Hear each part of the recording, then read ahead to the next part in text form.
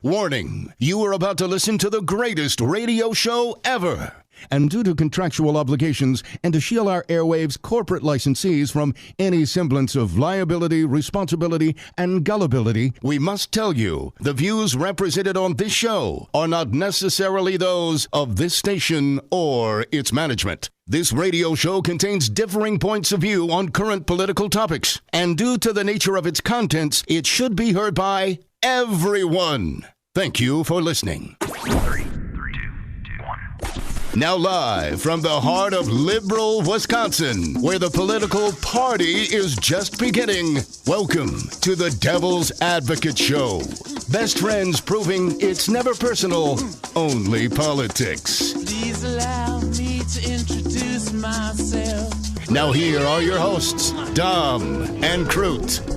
Welcome to the Devil's Advocates Radio Show. Happy Friday Eve to you, my little buddy. Crudy, happy Thursday, my dear friend. So much going on today. I'm really excited about today's show. As am I. Dominic, quickly, a little rundown of the guests. First and foremost, our friend Matt Rothschild, the executive director of the Wisconsin Democracy Campaign, tried to give, let's call it a speech, at the Wisconsin Elections Commission the other day. Some testimony, perhaps. And they shut his ass down. They did not let him speak. They did not let him complete the entirety or really very much at all of what he intended to tell them. So today, the new hashtag, Let Batman Speak. All right, Batman. And we will do exactly that. But 4 o'clock today, we're going to have our good friend Batman. Is he coming in studio here with me? He will be in studio in Madison, correct. Excellent. The Talk 92.7 Broadcast Bunker 2.0 here in Madison. Matt Rothschild with me at 4:05. Also tonight, Dom, we launch the debut of a brand new radio show right here on the Wisconsin Political Talk Network, The Aggressive Progressive. And the host, Chris Hahn, he joins us tonight about 5:20 p.m. Central Time. In the happy hour. Yeah, we'll introduce you around. Chris Hahn. Looking forward to having him on the network, Talk 92.7 FM and 101.7 FM. He'll play out tonight for the very first time. But Dom, got to ask you a question. All right. Do you feel like the impeachment and acquittal of Donald Trump has somehow, let's just say, emboldened the president?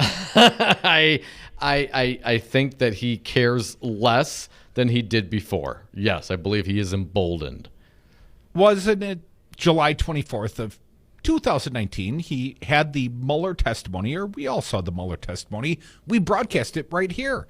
And after the Mueller testimony, what was Trump's immediate reaction? Next day, well, he went out and he offered a quid pro quo, some would say, to Zelensky, the Ukrainian president. I mean, an offer, more like a shakedown threat, but sure. I mean, it sounds nice when you say an offer. Do me a favor, though. Little preconditioning of, hundreds of millions of dollars, some military aid on a meeting, and, also the investigation of Joe and Hunter Biden. What a shrewd decision that was. Again, to be impeached over, the 5th place finisher in New Hampshire. Gonna sting a little. Well, Tom, the newly emboldened president of the United States, and I love it when we can lead the show with the story from the Raw story. Here's the headline. Quid pro quo right before our eyes! Exclamation point. Trump's threat against New York seen as the exact same crime he was impeached over. No, it's all okay now, Michael. See? Well, this time he put it in writing himself. Hell, Dom, he tweeted the quid pro quo. President Travis Getty's reporting President Donald Trump pressed New York's governor to end the state's lawsuits against him ahead of their meeting. Well, the quid pro quo in the meetings, you're not that great a company. Nobody's going to do anything for you simply for a meeting, one would think, Dom, but he's trying again. I need some details, Mike. President Donald Trump pressed New York's governor to end the state's lawsuits against him ahead of their meeting, and many saw that as more than just a request. Sort of a favor, though. The Trump administration moved to block New York residents from the expedited global entry process at the border, and the president called for the state to drop its investigation of his businesses before meeting with Governor Andrew Cuomo to discuss the travel policy. Yes. Specifically, here's what he tweeted, Dom. I see Governor Cuomo today at the White House, Trump tweeted. He must understand the national security far exceeds politics. New York must stop all of its unnecessary lawsuits and harassment. Start cleaning itself up and lowering taxes. Build relationships. But don't bring Fredo! Exclamation point. Fredo? Don Jr.? I don't think in this context the president refers to his eldest as Fredo. Who do you think we often do? Who do you think he's talking about? Who is I think Trump talking about when he refers to Fredo? He must, I think, mean Chris Cuomo, the brother of Andrew Cuomo. Andrew Cuomo, of course, the governor. Chris Cuomo, the muscled guy over on CNN, Dom. You know, the guy who's not Wolf Blitzer. Blitzer's never been accused of being the muscled guy on CNN. No. I'm smart and I want respect. See, I think that's still Donnie Jr. Please continue, Michael. Former ethics czar Walter Schaub called out the tweet as another example of the president abusing the power of his office. Here's the tweet. Holy cow! He appears to be engaging in another quid pro quo right before our eyes, tweeted Schaub, the former director of the Office of Government Ethics. Partisan hack. Here is how he continued. I don't know what to say, but holy cow, this time all caps, Dom. New York must drop its lawsuits against him if New Yorkers want global entry status. Holy cow! Holy cow! Triple exclamation points in both cases. Schaub wasn't the only one who saw it that way. Comfortably Numb tweeted, nice date you got there. Would be a shame if something happened to it. The South District of New York better stop investigating me if they know what's good for them.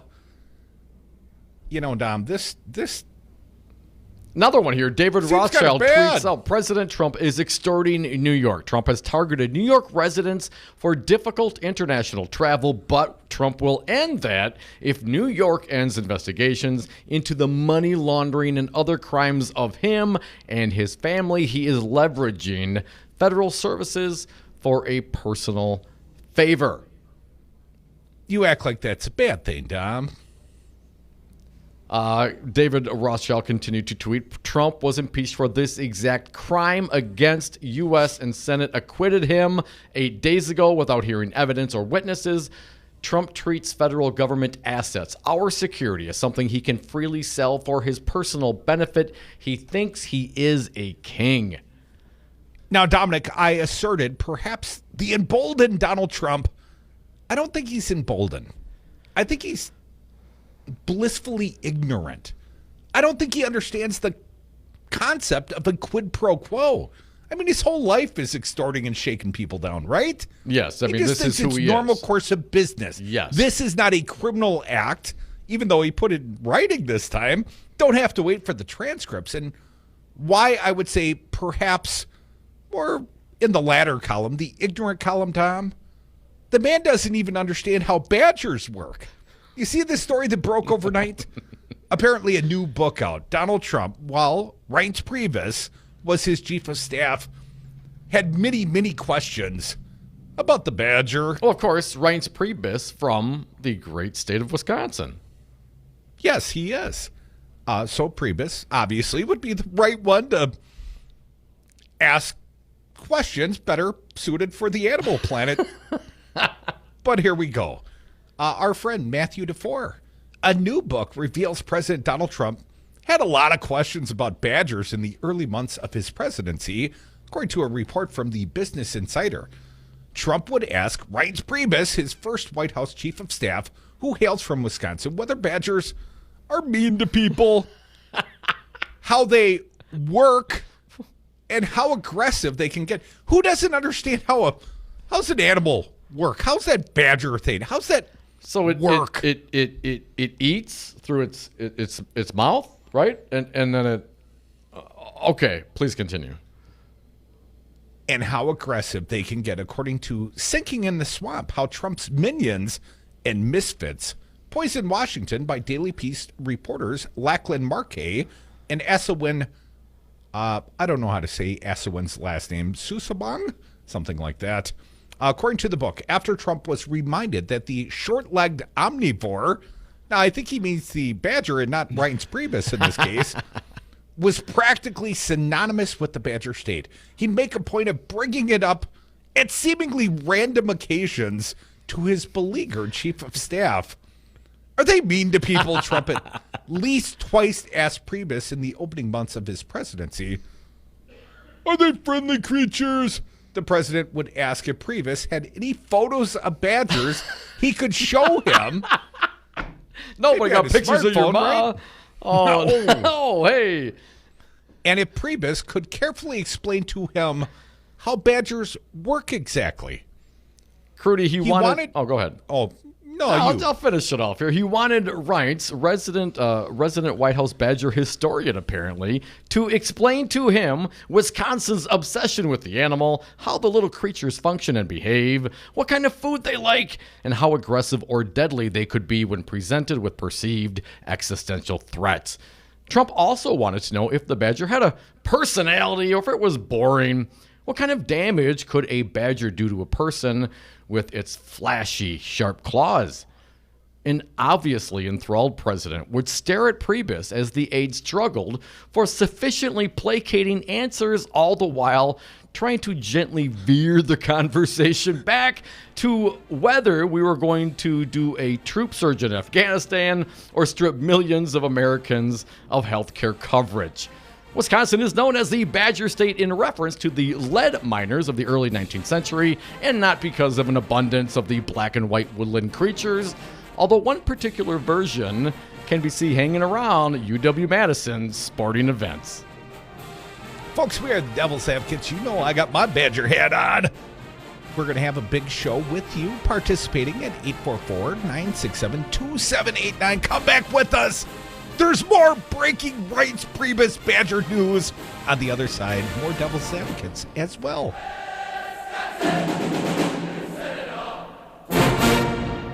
Badgers?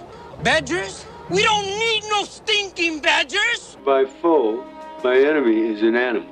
And in order to conquer him, I have to think like an animal, and whenever possible, to look like one. You're going to be dead. They like to knife them and cut them and let them die slowly because that way it's more painful, and they enjoy watching that much more. These are animals.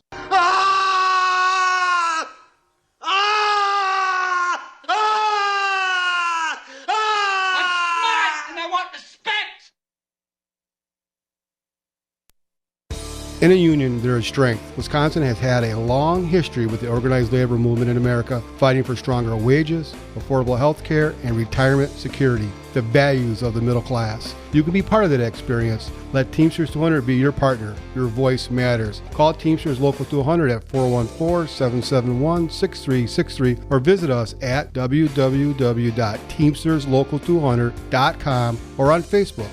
Make a difference. Union yes. The following is a public service message from Wisconsin's Political Talk Network. In 2020, Wisconsin has 4 statewide elections. Make sure you are registered to vote. Republicans are doing everything they can to make it more difficult for citizens to cast their ballot. Americans have fought and died for the right to vote. The next election is the spring primary on February 18th. Check your registration at myvote.wi.gov.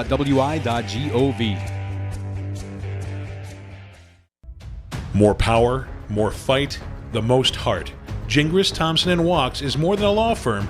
We're family. We believe in doing our best to help people in need and right the wrong that's occurred. For more than 35 years, we've helped thousands of clients across the state of Wisconsin get the justice they deserve. Our proven track record of success isn't based solely on our knowledge of the judicial system. Rather, we make it our priority to get to know our clients and their cases so we can best represent them. Gingras, Thompson & Walks. Find us online at gtwlawyers.com. Teamsters Local 200 encourages you to vote in Wisconsin's primary February 18th. The Wisconsin Supreme Court, Milwaukee Mayor and County Executive primaries, plus local judicial and supervisor races are all on the ballot. When the polls close at 8 p.m., tune in to exclusive election night coverage on Wisconsin's Political Talk Network, 101.7 FM Milwaukee and Talk 92.7 FM Madison, hosted by Maggie Dawn and Earl Ingram Jr. Live Tuesday, February 18th. Brought to you by Teamsters Local 200. Your vote matters. We're on a mission from God. 1, 2, 1, 2, 3, 4. I hate it when the Nazis.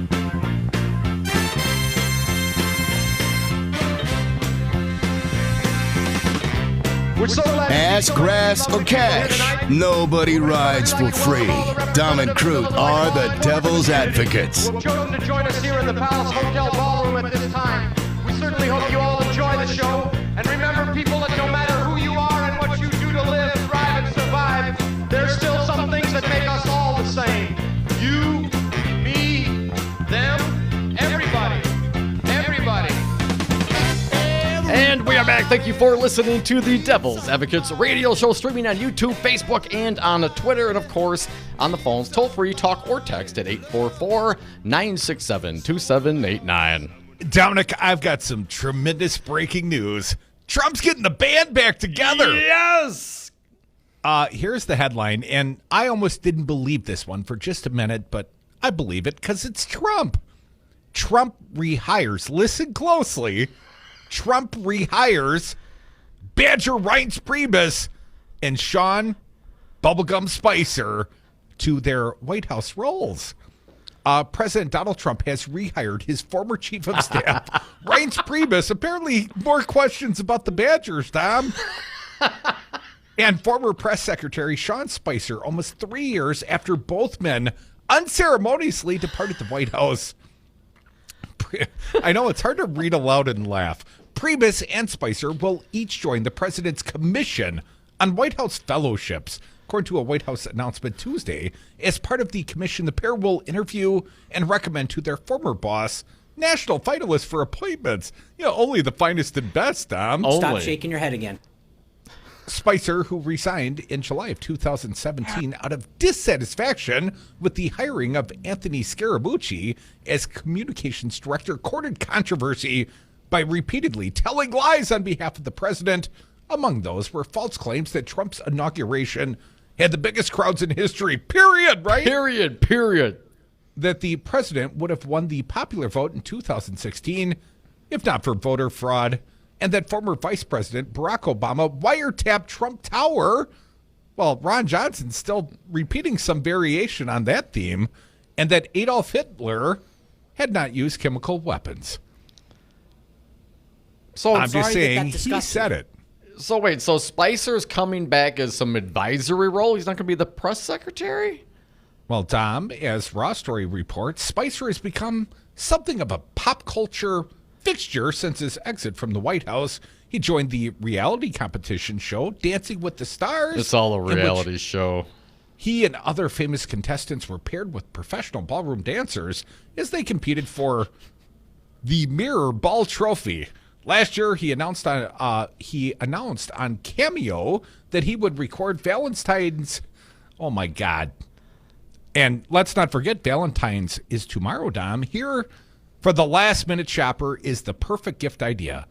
He announced on Cameo, Sean Spicer, would record Valentine's Day messages for people who were willing to pay him $199 earlier this week. I'm sorry that disgusts you. $199?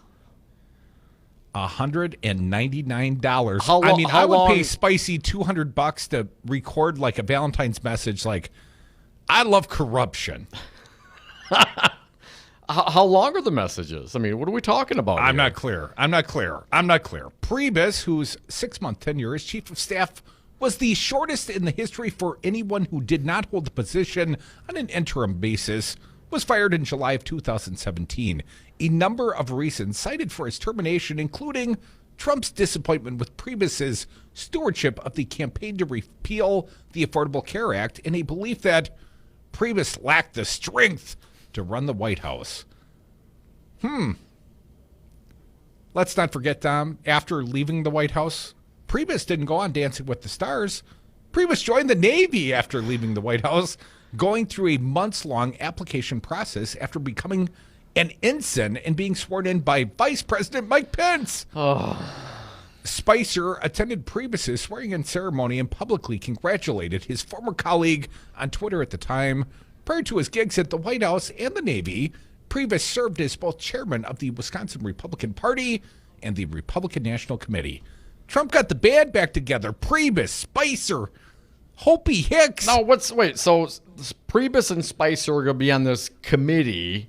What's Hopi Hicks doing? Well, Hopi Hicks, apparently, as I saw reported earlier today, was hired at taxpayer expense to illegally work on the Trump re-election campaign. And they also put that in writing, like in her job description. Wait. She's coming on as an advisor to the president, but will work on the campaign. A counselor to the president to help during his re-election campaign at taxpayer expense. Campaign finance violation? Sure. No, but, it's okay. It's okay. Because remember what Dershowitz said. If Donald Trump, in pursuing this re-election, believes that his re-election is good for the country, well, then, of course, he can do whatever he wants to meet that goal because it is in the interest of the United States of America. It makes so much sense. See, it does. It does. When you say it like that, and when Dershowitz said it like that, Dom, it all makes sense to me. We're all good here. It's not an emboldenment, a flouting of democracy, of law and order. Quid pro quo via Twitter. Dom, there was breaking news even during the course of this segment. A little headline at the New York Times. Attorney General William Barr, that corrupted bastard Barr? Yeah. Said he wouldn't be bullied by the president. Oh! And that President Trump's tweets on Roger Stone make it impossible for me to do my job. Oh, dissension in the ranks. There's going to be a fight in the locker room. Give them all knives. Could you please, sir, stop criminally tweeting out quid pro quos and threats on prosecutors and involving yourself in the sentencing of a fixer? Come back with us. We are the Devil's Advocates. We need you to call us at 844-967-2789.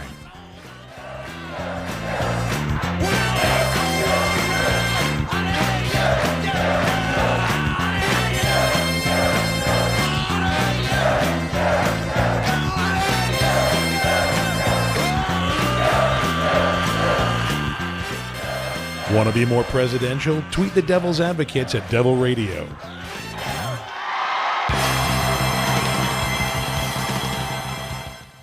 Got into a topic that I shouldn't have. Dance off, bro. Me and you. And I screwed up. The Devil's Advocates are going to Vegas, baby, for a Democratic presidential debate. And, of course, we're broadcasting from a hotel casino. We will broadcast live from the Las Vegas Strip Paris Hotel, site of the Nevada Democratic presidential debate Wednesday, February 19th, 5 to 8 Central Time, providing the pre-debate political party. Then Thursday the 20th, the Devils do the debate after party and caucus preview at our normal time. Devil's Advocates and you. What happens in Vegas? Broadcast right here on the radio. Talk 1017 FM. Broadcast sponsored by Teamsters Local 200.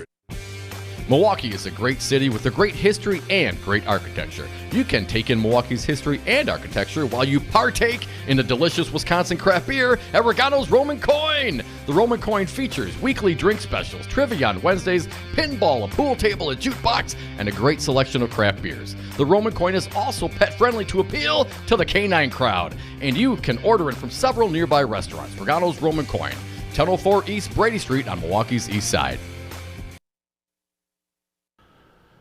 You are listening to WRRD Waukesha and W269DL Milwaukee, always streaming at Talk1017FM.com. From the Capitol in Madison, this is Wiz Politics Midday. Good afternoon. I'm Stephanie Hoff, and our report for Thursday, February 13th is brought to you by Spectrum. The Wisconsin Elections Commissioners are bracing for possible legal action after nixing a plan to send more than 81,000 voters 2 ballots for the upcoming spring election. But first, the Assembly Health Committee takes public testimony today on a constitutional amendment that could strengthen Wisconsin's statutory ban on abortion. The Wisconsin Constitution now reads that all people born equally free and independent have certain inherent rights, including the rights to life, liberty, and the pursuit of happiness. The bills would remove the word born from that line and define people as humans, quote, at every stage of development, including before birth. Wisconsin still has a law on the books banning abortions, but it hasn't been enforced since the U.S. Supreme Court's 1973 Roe v. Wade decision. Meanwhile, starting salaries for Wisconsin state troopers would increase by nearly $6,000 a year under the new first contract in 5 years. This after a previous agreement with higher raises was rejected. A Republican-controlled committee of legislative leaders voted unanimously to accept the new contract and now heads to the legislature for final votes.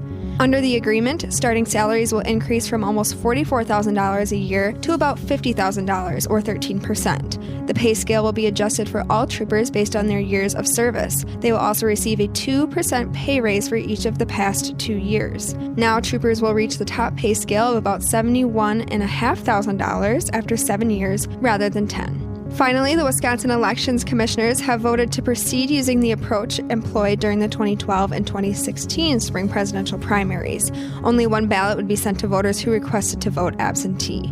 But the move would all but guarantee absentee ballots will be sent in after the deadline mandated in state law. Dean Knudsen, the Republican chair of the body, who reluctantly backed the motion to reverse course on the proposed mailing of 2 ballots, warned the move could leave county and municipal clerks open to the potential of legal action. The controversy revolves around the dispersal of absentee ballots for the April 7th election, which will feature partisan presidential primaries as well as state and local races. The state and federal deadlines didn't allow enough turnaround time for the clerks after Tuesday's primary. For Wisp Politics Midday, sponsored by Spectrum, I'm Stephanie Hoff. This has been Wisp Politics Midday. For more state government and political news, visit wispolitics.com.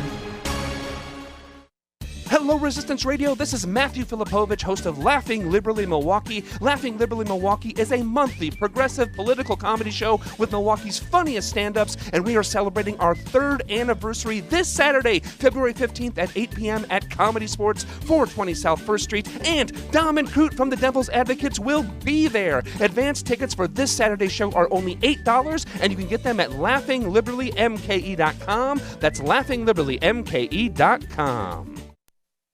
Now, you listen to me. I love you, but I'm the man and you're the woman, and I'll make the decision concerning my life. You better think about what you're saying. You better think about the consequences of your actions. Oh, shut up, woman. You better think. Freedom. You're listening to the radio show your mother warned you about. Dom and Krutz are the Devil's Advocates. Welcome back to the Devil's Advocates radio show. Dom, the breaking news of the last segment becomes the lead of this segment. I'm going to break it for the audience. After Trump's attacks on Justice Department, Bill Barr says he will not be bullied. I will not back down. And we will get to the phones in just a moment, but I want to share this breaking headline with the audience, and then they can join us at 844-967-2789.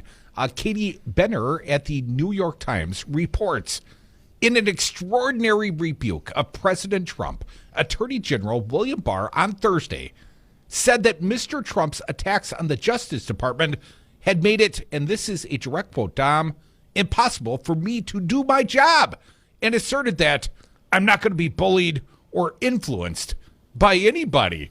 Kind of hollow words, I would say. Yeah. Interesting. Mr. Barr has been among the president's most loyal allies and denigrated by Democrats as nothing more than his personal lawyer, but publicly challenged Mr. Trump in a way that no other sitting cabinet member has. Although we've got some background from John Kelly as well. Here is the quote. Apparently, he did an interview with ABC News. He is being widely quoted across all the publications, but the New York Times quotes as thus: I'm not going to be bullied or influenced by anybody. And I said, whether it's Congress, newspaper editorial board, or the president, I'm not going to do what I think is right. I cannot do my job here at the department with constant background commentary that undercuts me. That's presidential constant background commentary to you, whether sir. It's a newspaper editorial board or the Congress or any other source. President. Yada, yada, yada. Bada bing, next thing you know. Mr. Trump's criticism makes it impossible for me to do my job.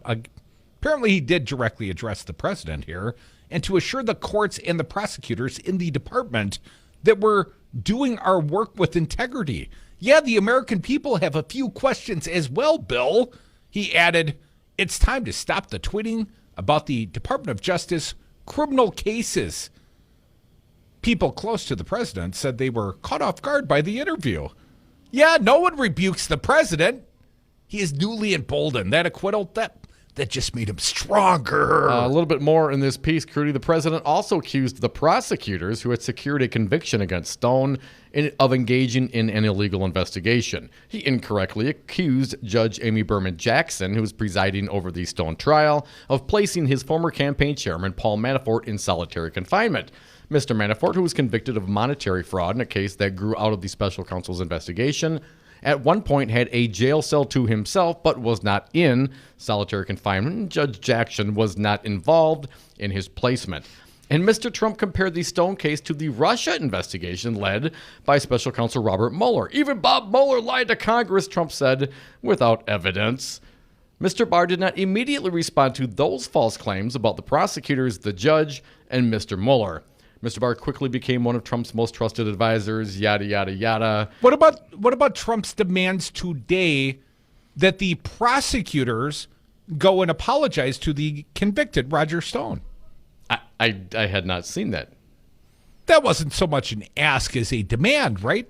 Right, Trump? What he's literally asking, telling, saying, suggesting, advising the prosecutors to go and apologize to Roger Stone. To the convicted Roger Stone. Convicted yes. by a jury of his peers of 7 felony counts.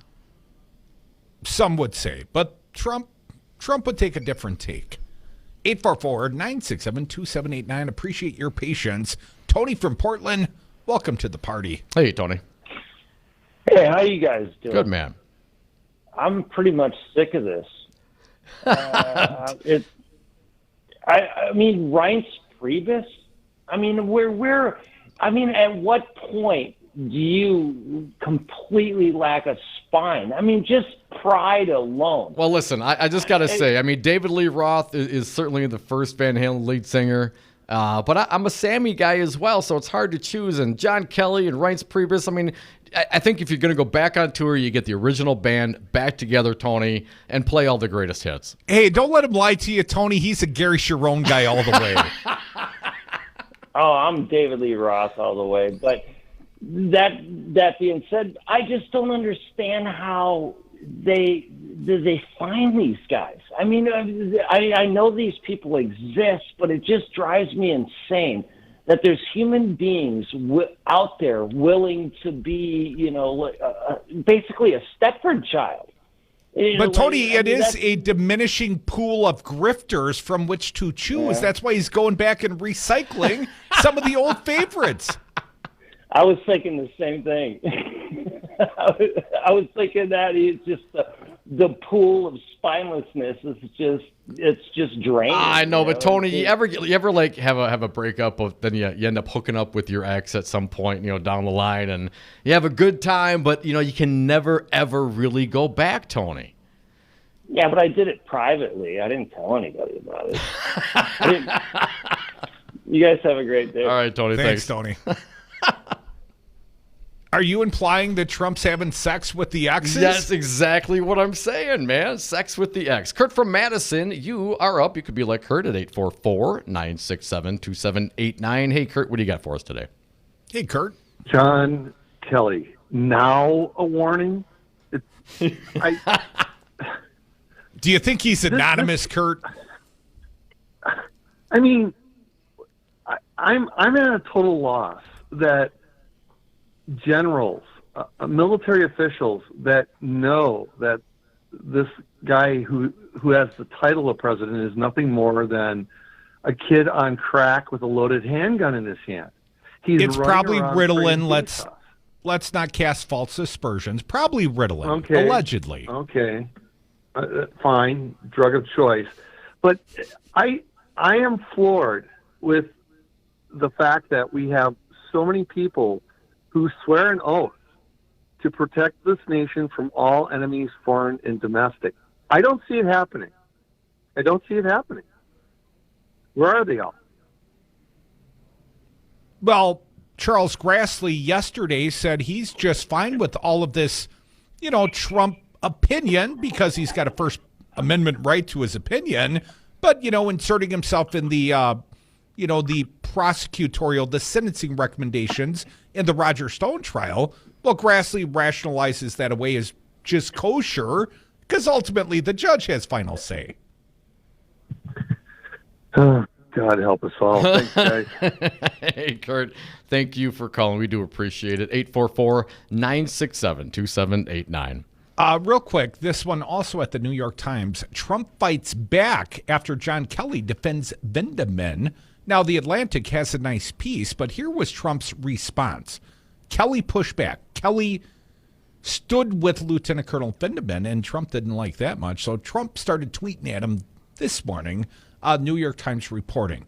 John Kelly, the former White House chief of staff, barely after Reince, expressed support for one of the key impeachment witnesses who President Trump abruptly fired last week, drawing a swift response from the president, who tweeted Thursday morning that Mr. Kelly misses the action and just can't keep his mouth shut. I mean, you gotta be kidding me, man. Mr. Kelly said in a speech Wednesday evening that Lieutenant Colonel Alexander Vindman, an expert on Ukraine from the National Security Council, removed from his post last week, was right to raise questions about a telephone call with the president in Ukraine in which Mr. Trump pressed for investigations of his political rivals. Here's the quote. He did exactly what we teach them to do from cradle to grave, Mr. Kelly said. He went and told his boss of what he had just heard. We teach them. Don't follow an illegal order. And if you're ever given one, you'll raise it to whoever gives it to you that this is an illegal order, and then you'll tell your boss. Mr. Trump quickly responded to his former top advisor, writing on Twitter that Mr. Kelly was way over his head as chief of staff and suggesting that his public comments, this is the guy that doesn't know how a badger works. Saying Kelly's, out of his depth here. But I read on from the New York Times and suggesting that his public comments violated a military legal obligation to remain silent. You got an obligation, shut up. The president also renewed his criticism of Mr. Vindman. Here is precisely what he tweeted, Dom. When I terminated John Kelly, I'm not doing the Trump voice anymore. It gets annoying. When I terminated John Kelly, which I couldn't do fast enough, he knew full well that he was way over his head. Being chief of staff just wasn't for him. He came in with a bang, went out with a whimper, but like so many exes, he misses the action and just can't keep his mouth shut. Look who's talking. Who's getting back with the exes, Trump? You just brought the whole crew back. Crudy, it's like he took him furniture shopping or something. He tried. Moved on him like a bitch. The response to Mr. Kelly came just hours after the president lashed out on Twitter against a member of the jury that convicted his friend, Roger Stone, saying that the jury was tainted by prejudice in the president's latest attempt to undermine the case against his friend. Trump raised the question of a biased juror in the trial a day after the judge overseeing the Stone proceedings, Judge Amy Berman Jackson of the U.S. District Court in Washington, ruled against a previously sealed motion from Mr. Stone that claimed a different juror was biased and therefore he deserved a new trial. By late morning, Mr. Trump's focus was on Mr. Kelly after news reports about his remarks in a speech at Drew University in New Jersey, as well as Mr. Vindman. During an appearance on Geraldo Rivera's show, Trump described Vindman as very insubordinate. Wait, it gets better. And claimed that Vindman's colleagues applauded his departure last Friday when he was escorted out of the White House. Here's what Trump said. I find that very, very difficult to believe, Dom. Vindman was the guy that when we took him out of the building, the whole building applauded. Many people applauded. No, I didn't want him in, Mr. Trump said of his decision to oust Vindman, who testified at the impeachment inquiry about his concerns when he listened to the call between Trump and his counterpart in Ukraine. I watched his testimony. Don't forget, he was the one who thought my call was bad, and he ran in and started saying terrible things about the call. Mr. Trump also suggested that he could stop the tradition of allowing numerous national security officials to listen to his phone calls with foreign leaders. I may end the practice. I may end it entirely. The president's involvement in the Stone case has also roiled the Justice Department after the department overruled their sentencing recommendation for prosecutors, as we know. abruptly withdrew from the case.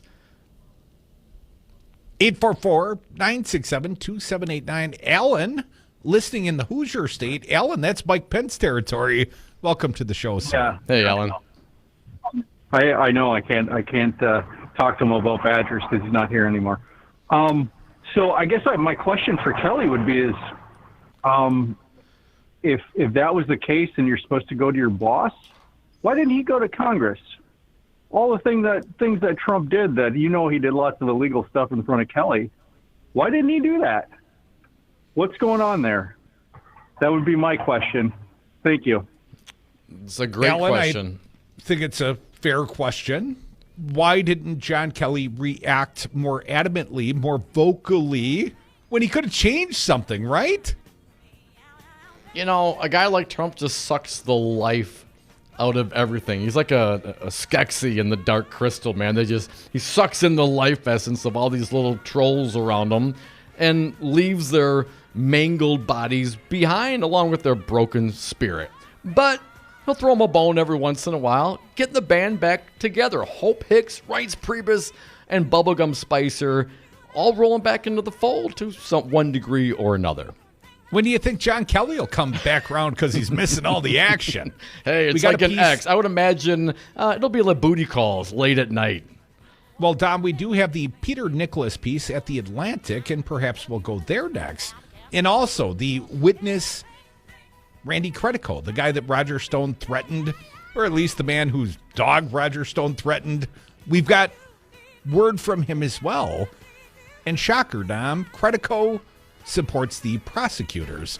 Come back with us. More Devil's Advocates, more of you on the phones as well. 844-967-2789.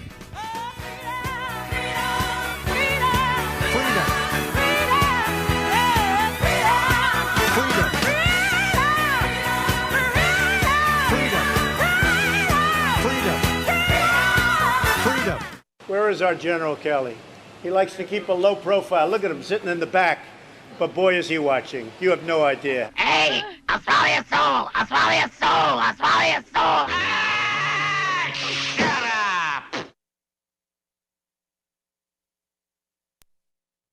Dom, the Devil's Advocates are going on an adventure. Join Crute and I for our inaugural 420 celebration from our friends at Expedia Cruise Ship Centers of Madison. Our political party runs for 7 nights over the 420 holiday in sunny and cannabis-legal California. The Hilton La Jolla Torrey Pines is near the beach, boasting a world-class golf course, and is just a few minutes drive from downtown San Diego. Expedia prices, local service. Visit them on Madison's west side off Mineral Point Road or Google Expedia Cruise Ship Centers Madison. Hello, Milwaukee. This is Terrence Spencer. I'm running for Milwaukee City Attorney. I'm a strong leader who cares about our community. And as your next city attorney, I will work with the police department, the mayor, and common council in a proactive way to develop policies and protocols that will lower the risk of injuries and death. It's time to have a positive vision of how the city can be better. So vote for Spencer for city attorney on February 18th. But don't just give me your vote. Let me earn it. Hi, this is Mark Nice, a retiree of Teamsters Local 200, and I want to remind you that your vote matters. The 40-hour work week, overtime pay, and benefits all started with your vote. Your vote matters. Right now, there's legislation sitting in the Senate to save our pensions, and it will not pass unless we elect people who will pass it. Your vote matters. This is how we defeated one of the most anti-labor governors in America. Stay informed, vote locally, vote in every election. Your vote matters. Gingras, Thompson, and Wachs, the attorneys with more power, more fight, and the most heart, are here to serve you, Milwaukee. From personal injury to civil rights cases, we are determined to combat dishonesty and injustice. And our team brings the fight with integrity, passion, and dedication that never quits. Together, we right the wrong, and we are ready for battle. There are law firms, and then there is Gingras, Thompson, and Wachs. Find us online at gtwlawyers.com. Where's the Cadillac? The what? The Cadillac we used to have, the Bluesmobile. I traded it. Traded the Bluesmobile for this? No, for a microphone. A microphone? Okay, I can see that.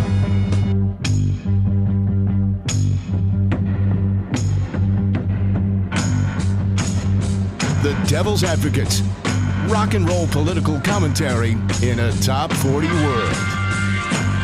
And we are back. Thank you for listening to the Devil's Advocates radio show, streaming on YouTube, Facebook, and on Twitter, and of course on the phones. Toll free, talk or text at 844-967-2789. It's real easy, 844-96-PARTY. Dominic, these super cool but somewhat expensive Heil microphones, they're how we talk to the world. And I got something to say. The Atlantic, John Kelly finally lets loose on Trump. Let's get this one started. Peter Nicholas reporting Lieutenant Colonel Alexander Vindman, the former national security aide and impeachment witness President Donald Trump fired last Friday, was just doing his job. Former White House Chief of Staff John Kelly told students and guests at Drew University at an event last night. Over a 75-minute speech and a Q&A session, Kelly laid out in the clearest terms yet his misgivings about Trump's words and actions regarding North Korea, illegal immigration, military discipline, Ukraine, and the news media. Kelly, a retired Marine Corps general, said that Vindman is blameless and was simply following the training he'd received as a soldier. Migrants are overwhelmingly good people and not all rapists, and Trump's decision to condition military aid to Ukraine on an investigation into his political rival Joe Biden upended long-standing U.S. policy. Vindman was rightly disturbed by Trump's phone call to Ukrainian President Zelensky in July. Kelly suggested, having seen something questionable, Vindman properly notified his superiors, Kelly said. Vindman, who specializes in Ukraine policy at the NSC at the time, was among multiple U.S. officials who listened on the call. When subpoenaed by the Congress in the House impeachment hearings, Vindman complied and told the truth, Kelly said. He did and I know we've read something similar, Don, but I'm going to read it again. Bears repeating. He did exactly what we teach them to do from cradle to grave, Kelly told the audience at the Mayo Performing Arts Center. He went and told his boss what he just heard. Although Trump has long insisted that his call to Zelensky was perfect, Kelly made clear that Trump indeed conditioned military aid on Zelensky, helped digging up dirt on the Democratic presidential candidate Joe Biden. That amounted to a momentous change in U.S. policy towards Ukraine, one that Vindman was right to flag, because other federal agencies needed to know about the shift, Kelly said. Though the Obama administration, up until that phone call, the policy of the U.S. was militarily to support Ukraine in their defensive fight against the Russians. And so when the president said that continued support would be based on acts, that essentially changed. And that's what that guy, Vindman, was most interested in. And when Vindman heard the president tell Zelensky he wanted to see the Biden family investigated, that was tantamount to hearing an illegal order, Kelly said.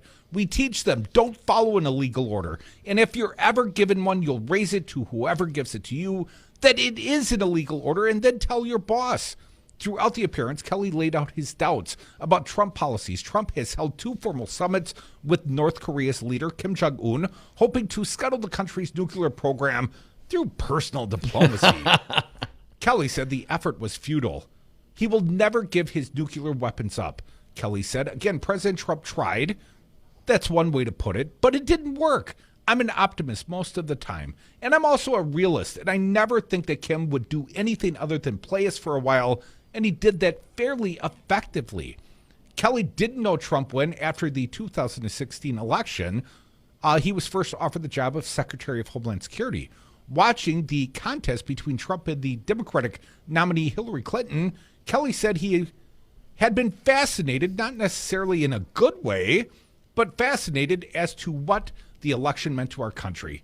He said his wife urged him to accept the position, telling him, I frankly think I'll try that again. I frankly think he needs you and people like you. Kelly ran the Department of Homeland Security until the summer of 17, when Trump tapped him to replace outgoing Chief of Staff Reince Priebus. Kelly left the White House early last year. Crudy, at times Wednesday, Kelly sounded like the anti-Trump. He said he did not believe the press is the enemy of the people, for example, and he sharply criticized Russian President Vladimir Putin, whom Trump has steadfastly courted. Kelly described Putin as someone who is not necessarily a rational actor. Putin sits atop a society in collapse, yet is intent on restoring the glory days of the Soviet Union, he said. At DHS, Kelly was responsible for advancing two of Trump's top priorities: stopping the flow of illegal immigration and building a border wall to make unauthorized crossings more difficult. In the speech, he said he disagreed with Trump about the scope of the problem. Trump's border wall doesn't need to extend from sea to shining sea, Kelly said. He also disapproved of the president's language about migrants, he said. When Trump announced his candidacy in 2015, he famously described some migrants coming into the U.S. from Mexico as rapists and criminals. Kelly said most migrants are merely looking for jobs. Quote, in fact, they're overwhelmingly good people. They are not all rapists, and they are not all murderers. And it's wrong to characterize them that way. I disagreed with the president a number of times. Responding to questions from the audience, Kelly faulted Trump for intervening in the case of Eddie Gallagher, a Navy SEAL who was convicted last year of posing with the corpse of an Islamic State fighter. Trump reversed a Navy decision to oust Gallagher in a chain of events that led to the resignation of Navy Secretary Richard Spencer. The idea that the commander-in-chief intervened here, in my opinion, was exactly the wrong thing to do. Had I been there, I think I could have prevented it. The audience applauded. When a woman in the crowd said that Trump had elevated Gallagher, Kelly looked out at the crowd. Yep, he said. Peter Nicholas at The Atlantic. And that's the end of the piece. 844-967-2789. Not the end of this segment. Welcome, Wisco Paul. Hey, Paul. Yeah, thanks for taking my call, Devils. My question is, how in the world can you go back to work for a man who trashed you, completely trashed you? I mean, that's good grief. Could you guys go to work for a man that fired you and then trashed your name? I mean, do you hear some of the things? Paul, do you hear some of the things Dominic says about me? Come on, Paul. I tell you what. To be really frank and honest with you, my friend, the only way that one would be presumably able to do that is if they got a big fat paycheck and have really low self-esteem. Something like a whore. Okay, thanks, Dominic. I appreciate it. You're welcome, Paul. Calls them as he sees them. It's the oldest profession, Dom. Don't you know? Don't you know? Come back with us. We are the Devil's Advocates. We got a fine guest joining us in studio. He is Matt Rothschild, Executive Director of the Wisconsin Democracy Campaign. The recently gagged Matt Rothschild will come and air all his grievances here. Hashtag Let Batman Speak. Matt Rothschild, he's Batman. He'll be back with us. More Devil's Advocates. Hour 2 comes back next. Pretty soon. Next.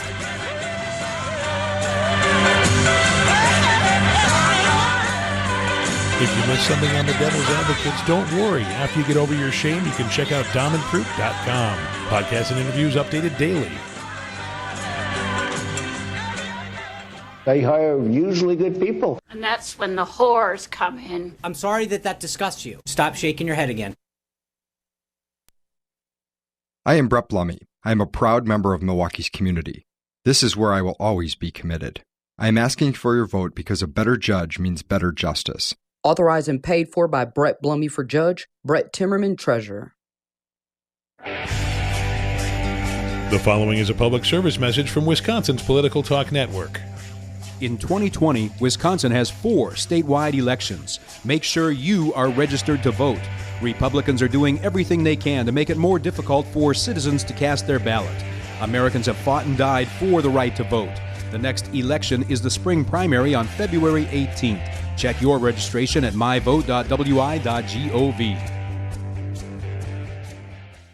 5 your local single-source IT solutions provider. Specializing in cloud technology, consulting, servers, networks, and hosting. We manage your IT so you can focus on running your business. Enjoy technology. Enjoy 59s.com.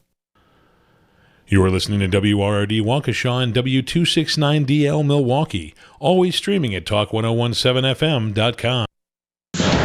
Had it with tweets. War Powers vote.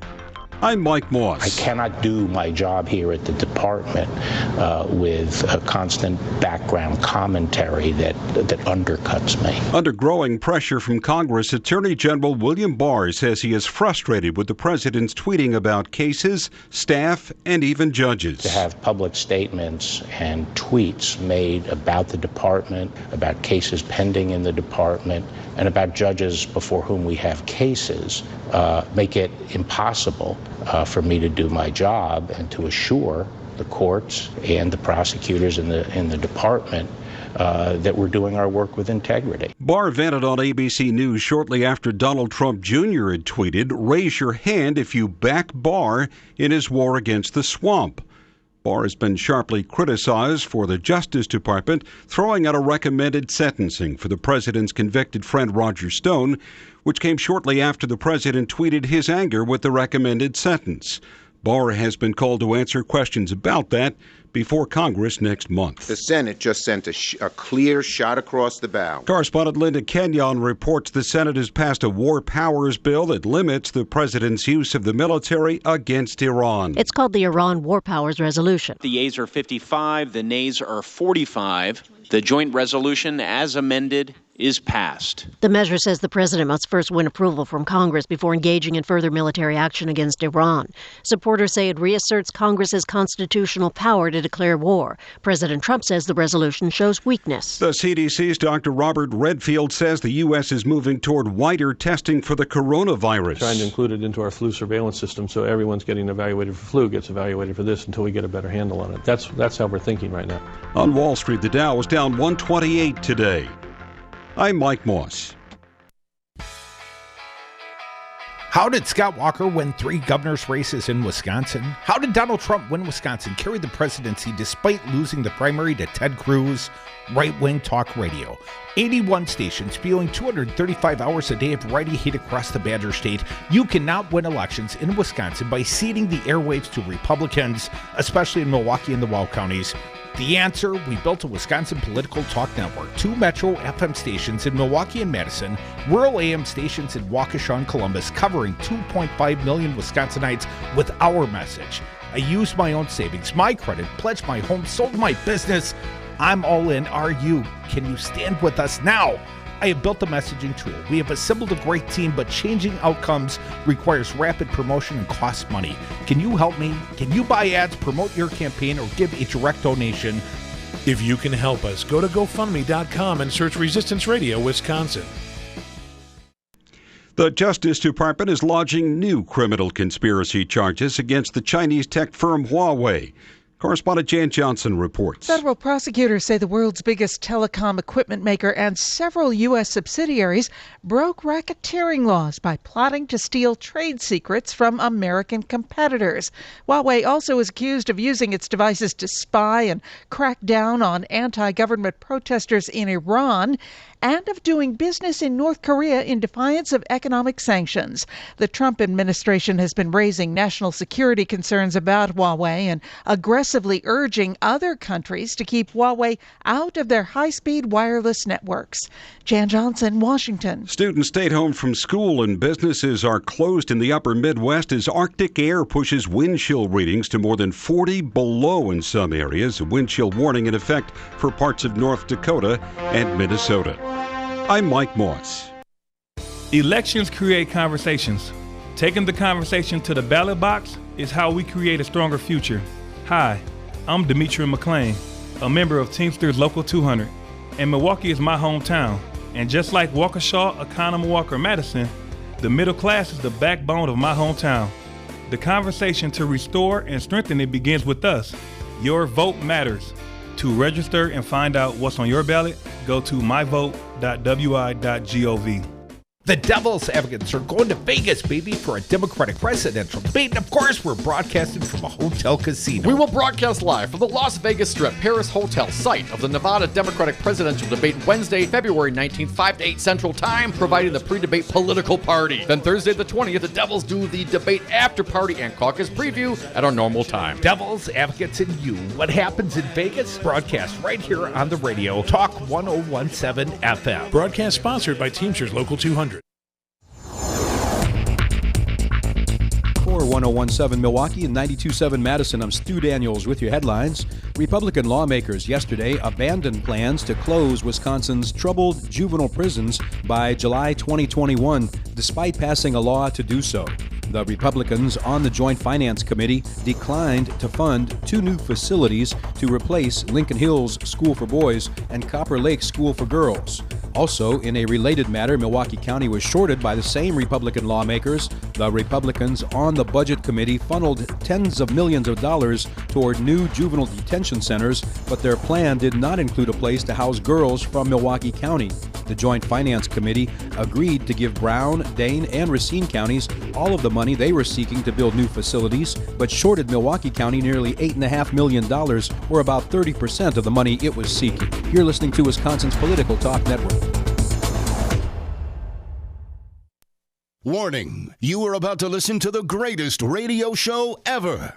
And due to contractual obligations and to shield our airwaves' corporate licensees from any semblance of liability, responsibility, and gullibility, we must tell you the views represented on this show are not necessarily those of this station or its management. This radio show contains differing points of view on current political topics, and due to the nature of its contents, it should be heard by everyone. Thank you for listening. 3, 2, 1. Now live from the heart of liberal Wisconsin, where the political party is just beginning, welcome to the Devil's Advocate Show. Best friends proving it's never personal, only politics. Please allow me to introduce myself. Now here are your hosts, Dom and Crute. Welcome back. Hour 2 of the Devil's Advocates Radio Show. And Dominic, I've got a fine guest here with me in the Broadcast Bunker 2.0. It's our good buddy, Matt Rothschild from the Wisconsin Democracy Campaign. He is the executive director thereof. We know him as Batman. And the moral of today's segment is hashtag let Batman speak. Hey, Matt. Hey, Dad. How are you, Batman? Doing well, Crudy. Hey, Dom. How are you? Good, buddy. We were doing hashtag when's the hearing. That's what we were trying to push a couple days ago when I was at the Capitol. There was a public hearing, or at least it was billed as a public hearing, of the Committee on Campaigns and Elections at the Assembly. So it was not the Wisconsin Elections Committee. No, this was the Assembly Republican Chair Ron Tussler, head of that committee. There were Democrats there. Representative Zamarripa was there, Representative Subek was there, and some other Republican legislators were there. And Batman was there. So it was a typical public hearing. You know, the author of a bill gets up, introduced the bill, and then they asked for public comment. The bill itself I had no real problem with. It was, you know, one of these puny bills, not that significant. It was about when incumbent legislators decide that they're not going to run for re-election, there should be public notice. Okay, I'm all for that. But there are a lot more important issues out there that people have been clamoring for hearings on, like gerrymandering or Citizens United. And when are we having the hearings on that? So that's what I started to say. I said, this bill I got no problem with. It looks like it has some merit. It seems innocuous and straightforward. But what I got a problem with is when's the hearing on these other issues? Boom. Cut him off. If you're not going to talk We're done here. If you're not going to talk about the bill itself, you got to, you're off the witness stand. So I see the speech that you had prepared to give, and you would say it's about a 90-second speech, and they let you get about, 15 seconds into a 90-second speech. That's right. Then they stifled our buddy Batman. I said, give me, it's only 90 seconds to 2 minutes. Just, give me anything north of 15 seconds so I can just talk for a little bit. And then I said, look, like you, Crudy, I'm sure, and Dom, and I know the people on the committee, including the chairman, been to tons of hearings, public hearings where people get up and they start to talk forever and they wander all over a hell's half acre, not addressing the merits of the bill one way or another. So I said, why do you let these guys wander all over hell's half acre and you're shutting me up here? But no dice. Because you're seeking good governance and they less so. That's our good buddy Batman. He is Matt Rothschild, executive director of the Wisconsin Democracy Campaign. Well, if nothing else, Matt Rothschild, we are all about free speech. Matt, do you want to give your 90-second speech? I can give you a minute. Sure, here we go. I'm Matt Rothschild, the executive director of the Wisconsin Democracy Campaign, now celebrating our 25th year for clean and open government and advocating for a democracy where everyone has an equal voice. I got no problem with AB 834. It seems innocuous and straightforward enough. What I got a problem with is, when's the hearing on more important bills dealing with our campaigns and elections? Since this is likely the last time you'll be meeting and talking with citizens this session, let me just ask briefly a few questions. When's the hearing on AB 303? Let me cut you off right about there. Is that about where they cut you off? No, they cut me off 2 sentences before that. So when you said something approximately, like this will be the last time the public will have an opportunity to speak to you this year, and they said, that's the end of your opportunity, Mr. Rothschild. That's correct. That was it. So I'm sorry to be so impolite, sir. Please continue. Yes, please, Matthew. Well, and then I said 50 county boards have passed resolutions urging you to adopt something like this bill to ban gerrymandering. So when's the hearing? And when's the hearing on another bill, AJR 11, introduced by Representative Subek, who's sitting right there, and Senator Hansen, which would give all the citizens of Wisconsin an opportunity to weigh in on whether the U.S. Constitution should be amended to proclaim once and for all that corporations aren't persons and money isn't speech. So when's that hearing? When's the hearing on AB 309, introduced by Representative Crowley and Senator Hansen to give us automatic voter registration like 18 other states have? Or when's the hearing on AB 400, introduced by Representative Crowley and Senator Taylor, to ban prison gerrymandering, as California and Delaware and Maryland and New York and Nevada and Washington all have? Or when's the hearing on AB 477, introduced by Representative Emerson and Senator Taylor to re-enfranchise the formerly incarcerated? Or when's the hearing on AB 732, introduced by Representative Spicer, who's on this committee, and Senator Miller, to allow for ranked choice voting in Wisconsin, like Maine has? All of these bills, I said, are much more urgently needed than this minor bill that you're taking up today. So when's the hearing? That was it. That's the whole darn thing. I had to cut you off, too. Folks, you are listening to the Devil's Advocates radio show. That's our friend, Matt Rothschild, executive director of the Wisconsin Democracy Campaign. Matt, I wanted to get your take. I had noticed that you had posted a piece, and that I saw as well, this Business Insider piece, essentially saying that there should be mass protests going on. Authoritarian experts say time is running out for Americans to stop Trump. And Matt, I've been talking to lots of folks that ultimately don't really get into some of these conversations. I mean, we're talking on the peripheral about politics, but when I get texts from people that say, oh my goodness, what is going on? And specifically regarding this Bill Barr insertion into the Justice Department and the 4 prosecutors, resigning from the case, 1 resigning entirely from the DOJ.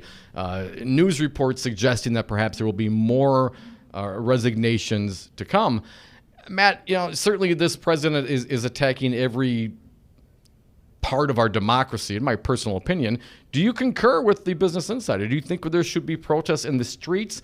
Do you think we are at that level that we need to do something more than what has been done? Yeah, absolutely. I've been worried about Trump and a version of authoritarianism, fascism, if you'd like to call it that, really since he started his campaign demonizing Muslims and Mexicans. He's an ultra-nationalist. Racism and ultra-nationalism, they're kind of the sperm and the egg of fascism. And he's got no respect, like you're saying, Dom, for our democratic institutions. He calls the media the enemy of the people. He trashes judges he doesn't like, including the judge hearing this case with Roger Stone. And, what happened at the Justice Department, going and reducing the proposed sentencing, that was disgraceful. We've got to stand up. More people have to stand up. Not just the Mitt Romneys out there, and there was only one Mitt Romney. Any Republican and any donor to Republicans need to stand up and say, we're not going to stand for this anymore. I read a book, and I recommend a book called When Democracies Die, written by 2 Harvard professors a couple years ago. They said in 2016, every Republican in leadership had an obligation to tell Republicans around the country not to vote for Trump because he was so scary. They have that obligation in spades now, but we have an obligation as citizens, like you were saying, Dom, to get out and protest and tell Trump that there is going to be some check against this. If the Republicans in leadership aren't going to do it, the people are going to have to do it, because otherwise he's taking us down a real slippery slope, and we're more than halfway down that hill, I think. Matt, the Republicans, obviously the senators, they had an opportunity to do something about it. They didn't. Mitt Romney, the 2012 presidential candidate for the Republican side, is now ostracized from his own party.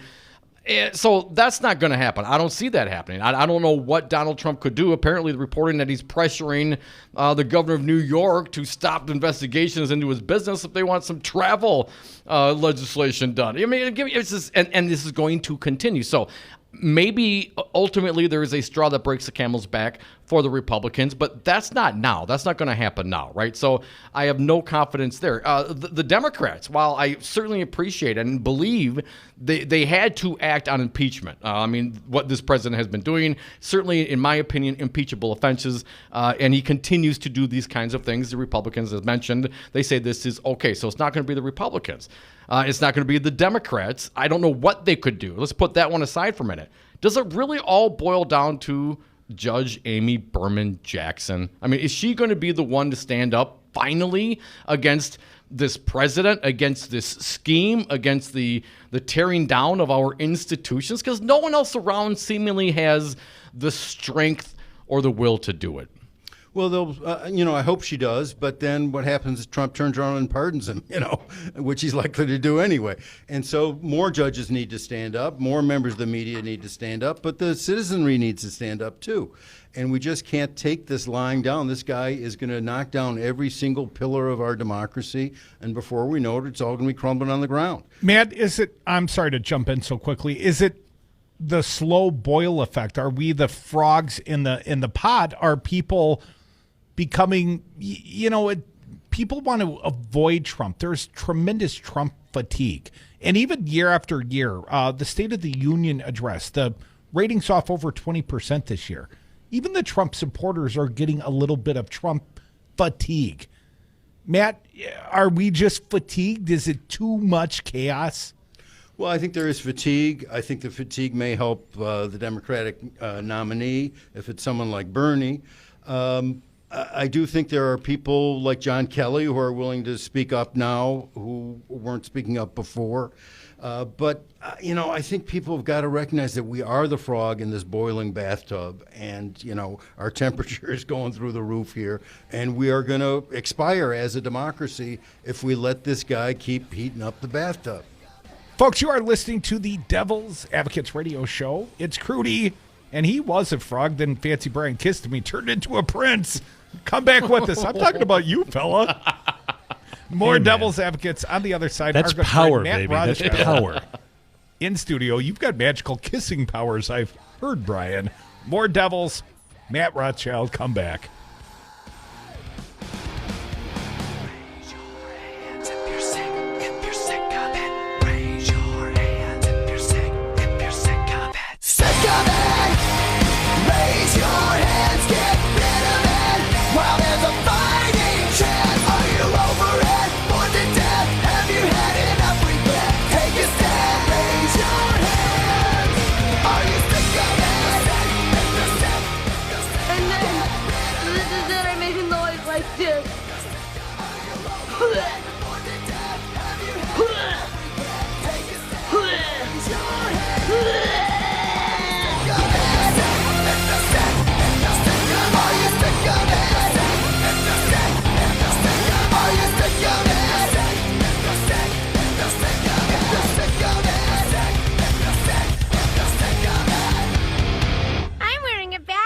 And I'm not even sick.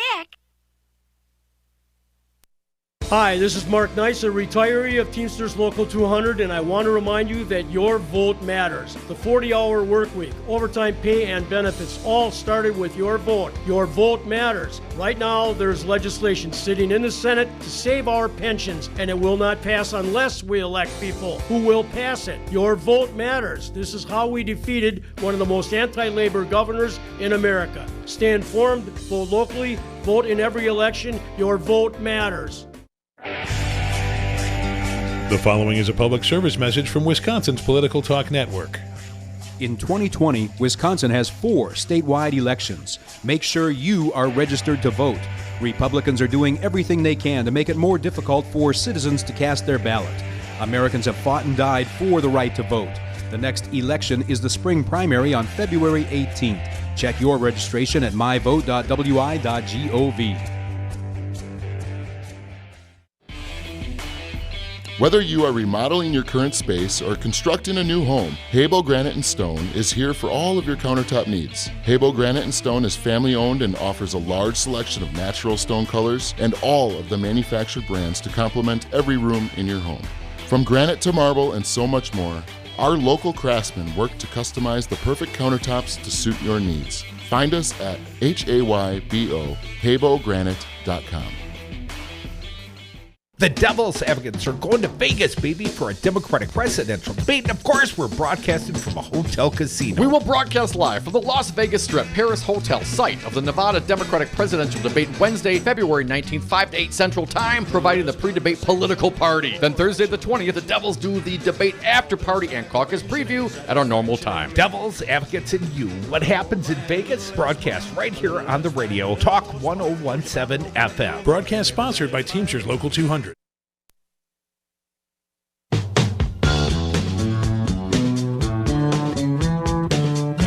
The Devil's Advocates, because it's always 420 somewhere. And we are back from the 420 break. Thank you for listening to the Devil's Advocates radio show. If you miss any of this fine program, you can go online, DominiCrute.com, to listen to and download podcasts and interviews. Dominic, I've got a fine guest here with me in Madison. He is Matt Rothschild, the Executive Director of the Wisconsin Democracy Campaign. And Matt, we've heard lots of talk about this, let's call it attempted voter purge. Do we have the update, Matt? Are the people going to be purged, or what update can you give the audience? It's a happy update, and it looks like the purge is not going to happen until probably after the November elections, because it's tied up in appellate court, and Judge Joanne Kloppenberg and a couple other appellate court judges wanted to hear the case. They suspended the order from the Republican judge who ordered the purge. They suspended the contempt citations too. And so it's just going to wind its way through. They're going to have to try it at the appellate level. That takes time. It's not going to finish before November probably. So people shouldn't have to fear that they're going to be tossed off the rolls if they didn't return that postcard that didn't tell them they'd be tossed off the rolls if they didn't return it. So any concerns that we will see any suppression of the electorate here in the state of Wisconsin? Obviously, between 2012, when Barack Obama was elected president or reelected president, and 2016, we saw a precipitous drop-off in voting. And some have alleged, I've seen Hillary Clinton and others that said, effectively 200,000 or more votes suppressed. Now, we know that's a number that cannot be quantified, but Matt, it's a big number, and Trump only won the state of Wisconsin by about 23,000 votes. What do you think, man? Well, will it have success? Will they be able to suppress even a couple thousand votes, Matt? I'm worried about voter suppression. I'm worried about voter discouragement. I'm worried about voters who've been, following kind of what's been going on since the voter ID law passed, and then they saw this stuff about the voter roll purge, and they're just wondering, really, am I on or am I off? And some of those folks are just going to say it's not worth it. I hope they don't say that. Everyone should go to the polls. You can go to the polls early. You can go to the polls on Election Day. Just bring a driver's license and a utility bill, and you can register same day. It's always good to have those with you when you go to the polls anyway, in case they don't have your registration. But, yeah, the Republicans are going to try this. I mean, one of those Trump associates was talking to the Republicans in the legislature in the fall and said, we're going to be very aggressive about it this time around, after he had said the Republicans are known for voter suppression. I mean, so it's not a big secret on their side. And, of course, you had Grothman bragging about how it helped, and you had Brad Schimmel bragging about how it helped elect Republicans here. So, that's their playbook, and they're going to use their playbook. They may try to harass people at the polls. Lord knows what they're going to try. But, look, this is the one opportunity we have as citizens in a presidential election to make this monumental influence about what's going to happen to our country, whether we're going to have democracy or not. And it's also the one time where your vote as a citizen has as much sway as, Sheldon Adelson's vote or Charles Koch's vote. Matt, let's talk about the Democratic presidential field for a bit. Obviously, the Iowa caucuses, and Dom and I were there a week ago Monday, and the results never really came out satisfactorily, and it was a cluster you-know-what.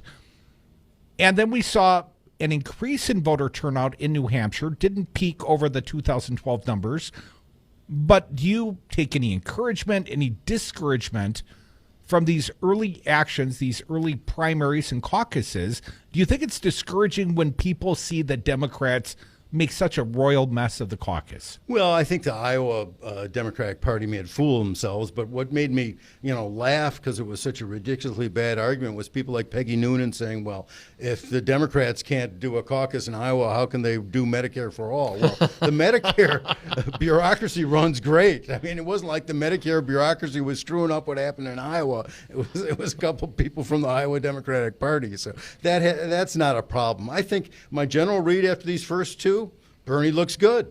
Bernie's won both. It looks like he's going to do well in Nevada and South Carolina. It looks like he's going to do well in Super Tuesday. He's way ahead in California, the biggest delegate-rich state in the country. And the establishment Dems are just having, They're losing their frickin' minds, They man. are. They're just flipping out. They're pulling their hair out. They're having apoplexy. They can't understand that Bernie Sanders actually has appeal, not just among self-identifying lefties, but people who don't think the system's working for them. I mean, people who haven't seen their wages go up, people who are $500 from catastrophe if the roof leaks or if the fridge goes out.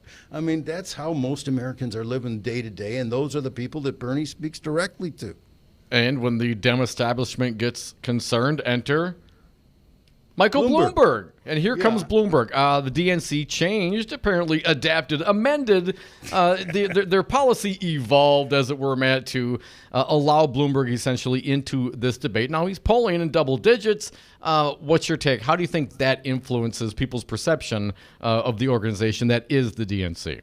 Well, I think it looks ugly again. Bloomberg doesn't have the tens of thousands of individual donors that he was supposed to have to qualify for a debate. He's got one donor himself. Man, I got to tell you, I am my biggest fan.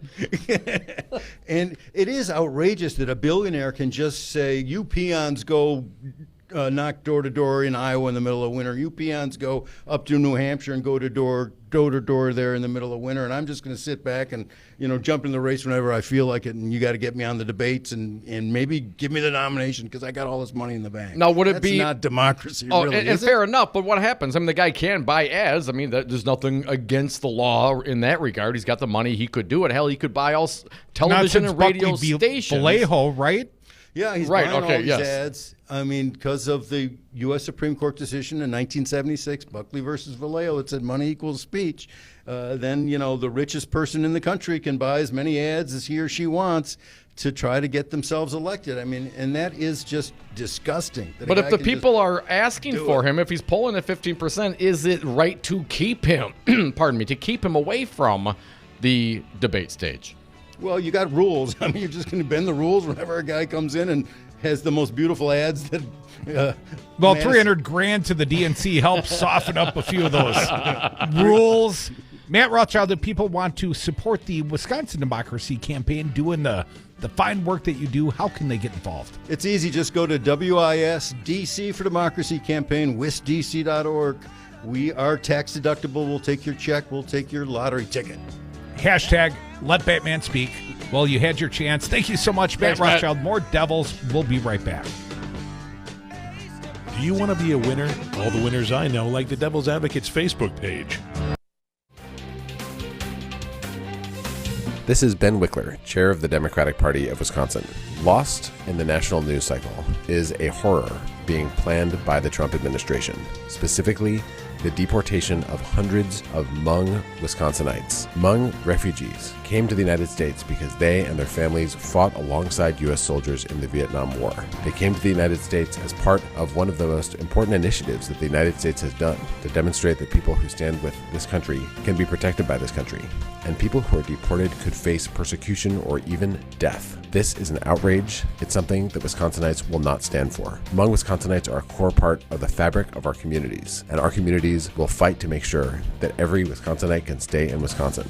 There's no reason for what the Trump administration is doing other than the white nationalism being advanced by Stephen Miller and the President of the United States. It's something that will be on the ballot this fall, and it's something we have to fight against every day. You are listening to WRRD Waukesha and W269DL Milwaukee, always streaming at talk1017fm.com.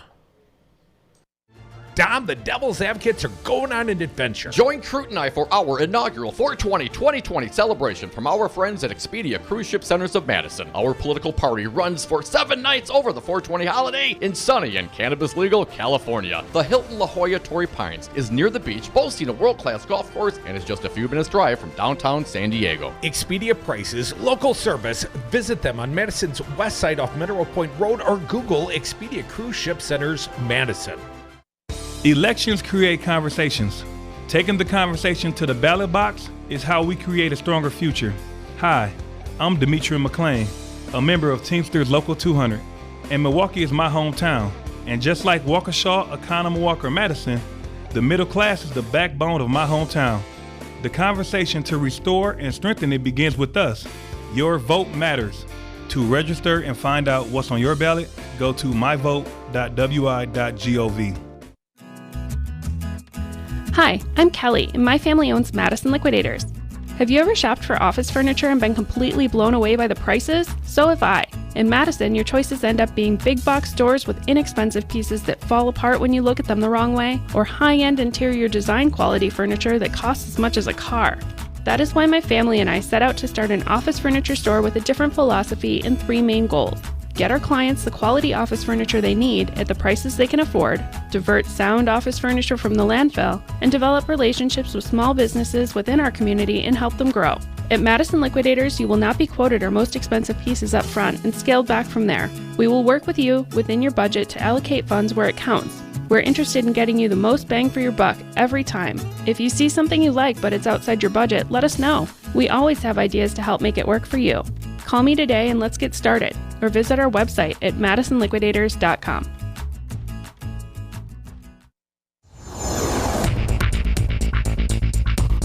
For 1017 Milwaukee and 92.7 Madison, I'm Stu Daniels with your headlines. Republican lawmakers who control the state assembly passed a series of tough-on-crime bills this week that they say would keep the state safer, put more people behind bars, and cost hundreds of millions of dollars. The Assembly Republicans also approved a sexual assault bill that critics say is just an exercise to prevent anything from being done on the issue, since the state Senate already passed its own sexual assault bill, and now neither of the bills will make it to the governor's desk since the legislative session ends next month. And the Bucks lost to the Pacers last night, final score 118-111. They are now off for a week for the All-Star break. The next game for the Bucks is a week from tonight when they go to Detroit to take on the Pistons. You're listening to Wisconsin's Political Talk Network.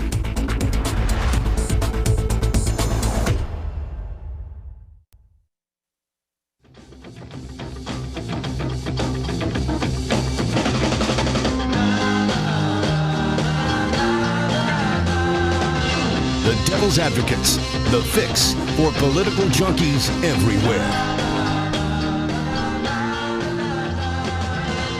Welcome back to the Devil's Advocates radio show. It continues, but first we'd like to thank our fine guest, our most recent fine guest, Matt Rothschild, Executive Director of the Wisconsin Democracy Campaign. And coming up in the happy hour today, Dom, going to introduce the Wisconsin Political Talk Network audience to Christopher Hahn. He is the host of a show that will debut tonight on these fine radio stations, The Aggressive Progressive. You're going to like Chris. I haven't met him yet, so I look forward to it. A man after my own heart. A little on the aggressive, like yeah. The aggressive side, some would say. Dominic, want to talk about Bernie Sanders. But before we get there, let's look close to home. Last time through, last presidential campaign, 4 years ago, nobody endorsed, right? Nobody endorsed. Bernie Sanders clearly had the sentiment of Wisconsin voters, and nobody wanted to endorse. David Bowen, I was going to say, the didn't vice Bowen? chair of the Yeah. Democratic Party of Wisconsin, I think was the lone, quote-unquote, courageous exception. Martha Lanning, She didn't endorse, not even our buddy Mark Pocan. But these were the elected. I'm sorry, but I think a lot of people got behind Bernie, but these were the superdelegates that hesitated to endorse, the right? meaningful endorsements that a superdelegate would add, especially before the primary is held in your state. And even though the overwhelming sentiment here in the state of Wisconsin, and how do I know that? Because Bernie won 71 of 72 counties, overwhelmingly won Dane County, where Mark Pocan lives. Well, Pocan has seen the error of his prior ways. Mark's endorsed, but you know who's staying above the fray, Dom? Who, Michael? Tony. Governor Tony Evers won't endorse candidate before state's Democratic presidential primary. I think he thinks there's strategery backing this vanilla decision, Dom. Let me read. How do you feel about it, Crudy? I can already tell. Wisconsin Governor Tony Evers is staying neutral in the race for the Democratic presidential nomination. Evers said Wednesday he was open to making an endorsement, but not until after the state's April 7th presidential primary. He said withholding an endorsement boosts the chances of Wisconsin's primary being relevant. It does not boost the chances of a Tony Evers endorsement being relevant, Tom, but I read on. Most of the delegates to the Democratic Convention will have been chosen by April 7. I want to make sure that every last Democrat that's still upright gets to Wisconsin, Evers said. The hell, and even a couple that aren't, huh, Tony? Confusion over results from the Iowa caucus and Bernie Sanders' narrow win over Pete Buttigieg. I love when they say it like that. In Tuesday's New Hampshire primary has the Democratic race off to a muddled start. The race is further complicated by frontrunner Joe Biden's poor early showing. Is it fair to call Joe Biden a frontrunner? The guy took 5th in New Hampshire, but I read on. Also muddling is the candidacy of Michael Bloomberg, who is blanketing the airwaves with TV ads, but isn't a candidate in any of the February contest. Evers said the close outcomes in Iowa and New Hampshire make it more likely the nomination won't be decided before Wisconsin voters head to the polls. One more quote from Governor Evers that helps us have a competitive primary. I'm looking forward to having every one of them that's left, and I think most of them will be coming to Wisconsin and talking to people about the issues. And the next nominating contest is February 22nd, the Nevada caucus, followed by the February 29th South Carolina primary, and 14 states, including Minnesota, go off on Super Tuesday, March 3rd. Dom, first and foremost, we will be in Nevada next week, and we, of course, will be at the presidential debate. That's on the 19th. We'll do a fine recap show and, bring you some on-the-ground, man on the street kind of stuff from Nevada on the 20th. That caucus goes off on the 22nd. As I've been saying since the caucus and primary schedule was announced, we will not be going to South Carolina. No. Oh, no. No. But Minnesota. We're going up to Minnesota on March 3rd, doing a special live broadcast with our partners, KTNF 950 AM. Minnesota's progressive voice. Well, they play us out, Dom, and they're going to play us live. We're doing it in a bar. We will be broadcasting live. Super Tuesday party from Minnesota. Broadcast party event. I can't wait. Nor I. All right, so let's get back to Governor Evers and his lack of an endorsement. Courage, spine. Isn't it kind of you're damned if you do and you're damned if you don't? Sure. Right? I mean, so if he'd have come out and endorsed somebody that perhaps you But I'm damning him for not doing it. But you're damned if you do and you're damned if you don't. I mean, do you not get his position or his point? Well, I know exactly his position and his point. He no longer wants to endorse because Joe Biden's slipping so badly. Joe Biden is the Tony Evers of this cycle. And Tony obviously had more electoral success. Tony won. What are you talking about? Biden hasn't won. Thank you. No. The moment Tony Evers entered the gubernatorial race, Tony Evers was the front runner, never trailed in the polls, and basically his whole campaign's premise, see at the finish line, right? Yes. Well, that effectively has been the Joe Biden campaign up until now. And unlike the Wisconsin contest where everyone was very, very nice, barring that one guy that got out early, Dom, the presidential campaign less nice, some elbows being thrown, and Joe Biden not standing up to the scrutiny, although he's still second, talking about Joe Biden, not Tony Evers, second in the national polling effective today.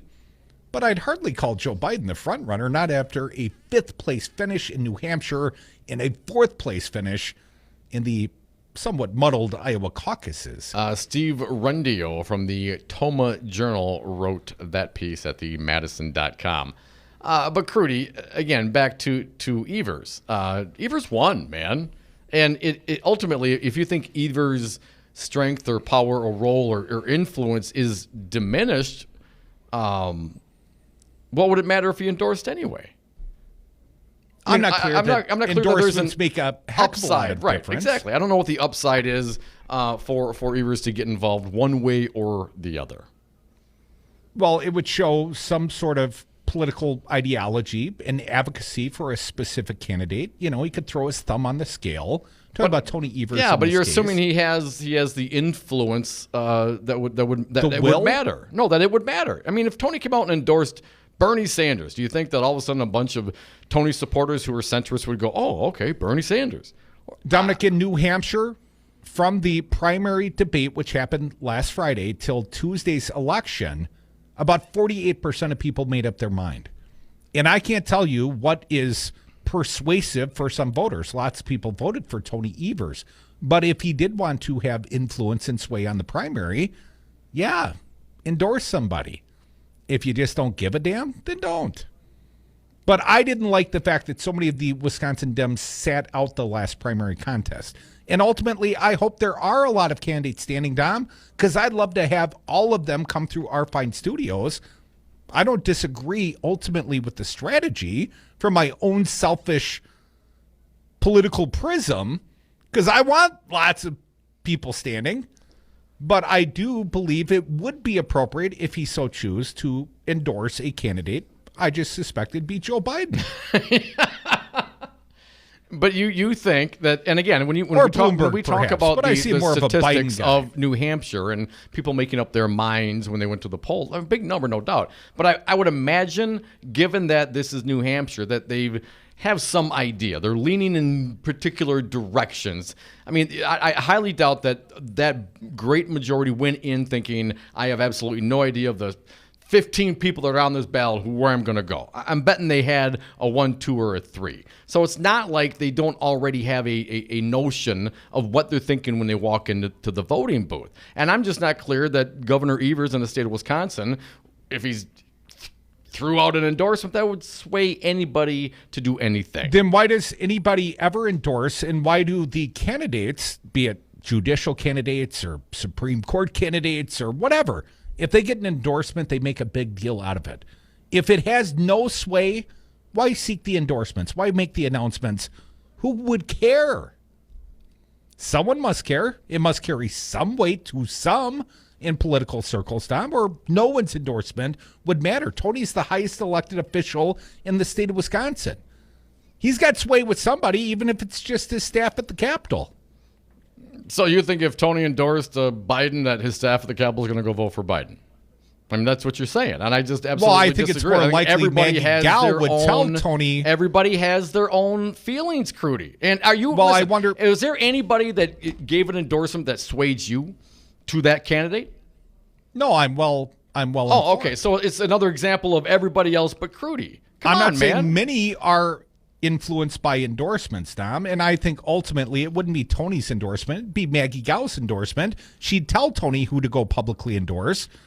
So, not to confuse the chief of staff with the governor, but some say she's running the state. Some? But ultimately. What? Ultimately. Yeah, come on, wait. I'm not going to. What are you talking about? You got to back that up, son. You haven't heard those rumors? No, I haven't. Have you seen Tony to be a strong leader in any of his public appearances or any of his governance over the last year? Define strong. Something different than Tony Evers. I mean, I'm not looking to start this fight right now, but if you're asking me, I think he's got a very strong You can't throw something like that staff out there, Crudy, and then not follow it up. Of course, you're going to have to follow it up. Sure. Maggie Gow is a strong-willed person, as anyone's chief of staff should be.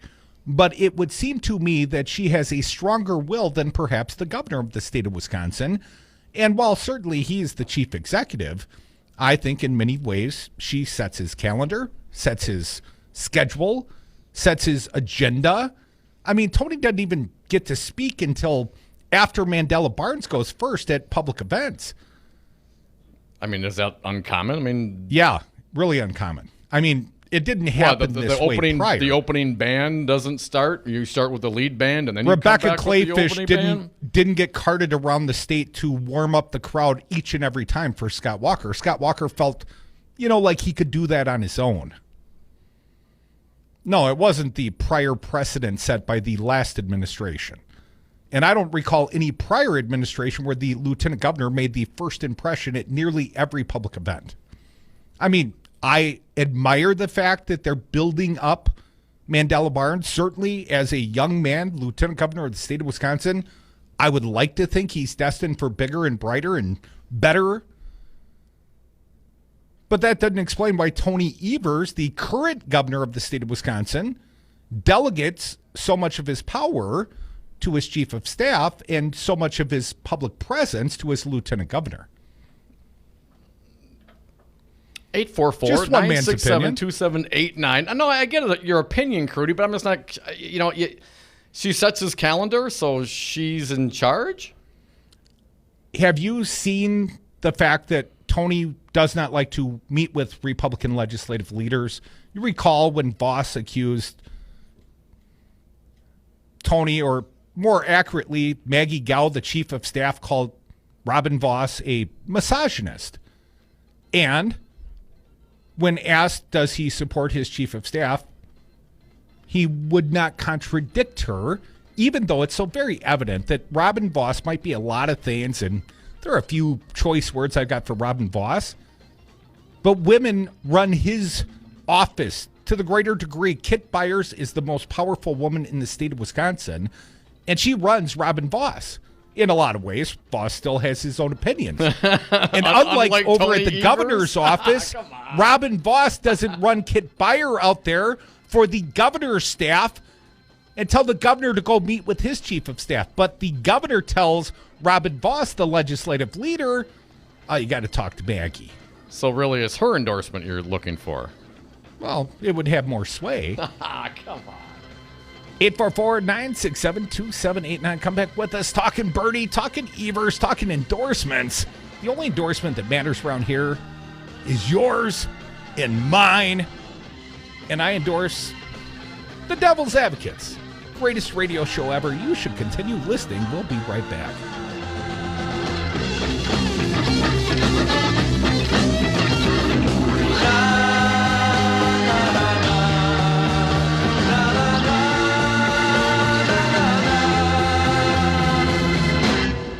I think the criticism will be dissipated as we move forward. Who here likes a good story about a bridge?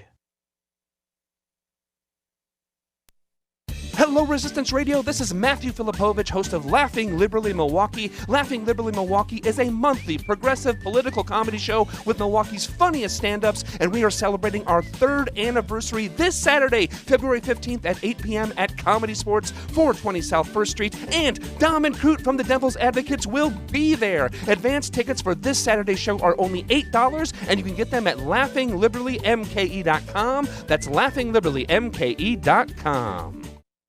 In a union, there is strength. Wisconsin has had a long history with the organized labor movement in America, fighting for stronger wages, affordable health care, and retirement security, the values of the middle class. You can be part of that experience. Let Teamsters 200 be your partner. Your voice matters. Call Teamsters Local 200 at 414-771-6363 or visit us at www.teamsterslocal200.com or on Facebook.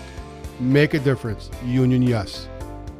The Devil's Advocates are going to Vegas, baby, for a Democratic presidential debate. And of course, we're broadcasting from a hotel casino. We will broadcast live from the Las Vegas Strip Paris Hotel, site of the Nevada Democratic presidential debate Wednesday, February 19th, 5 to 8 Central Time, providing the pre-debate political party. Then Thursday the 20th, the Devils do the debate after party and caucus preview at our normal time. Devil's Advocates and you. What happens in Vegas? Broadcast right here on the radio. Talk 1017 FM. Broadcast sponsored by Teamsters Local 200.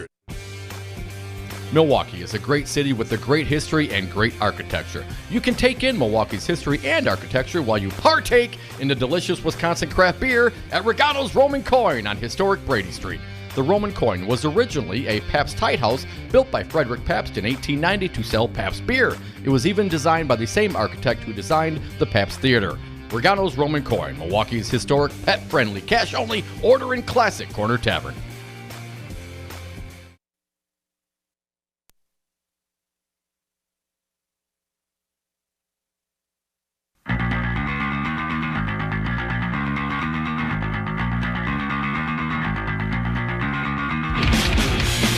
The Devil's Advocates.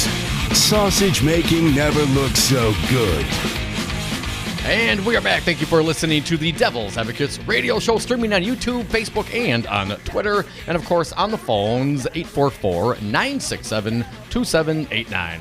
Dom, I want to make sure I got the facts accurately. Scott Bauer at the Associated Press. This story first reported May of 2019.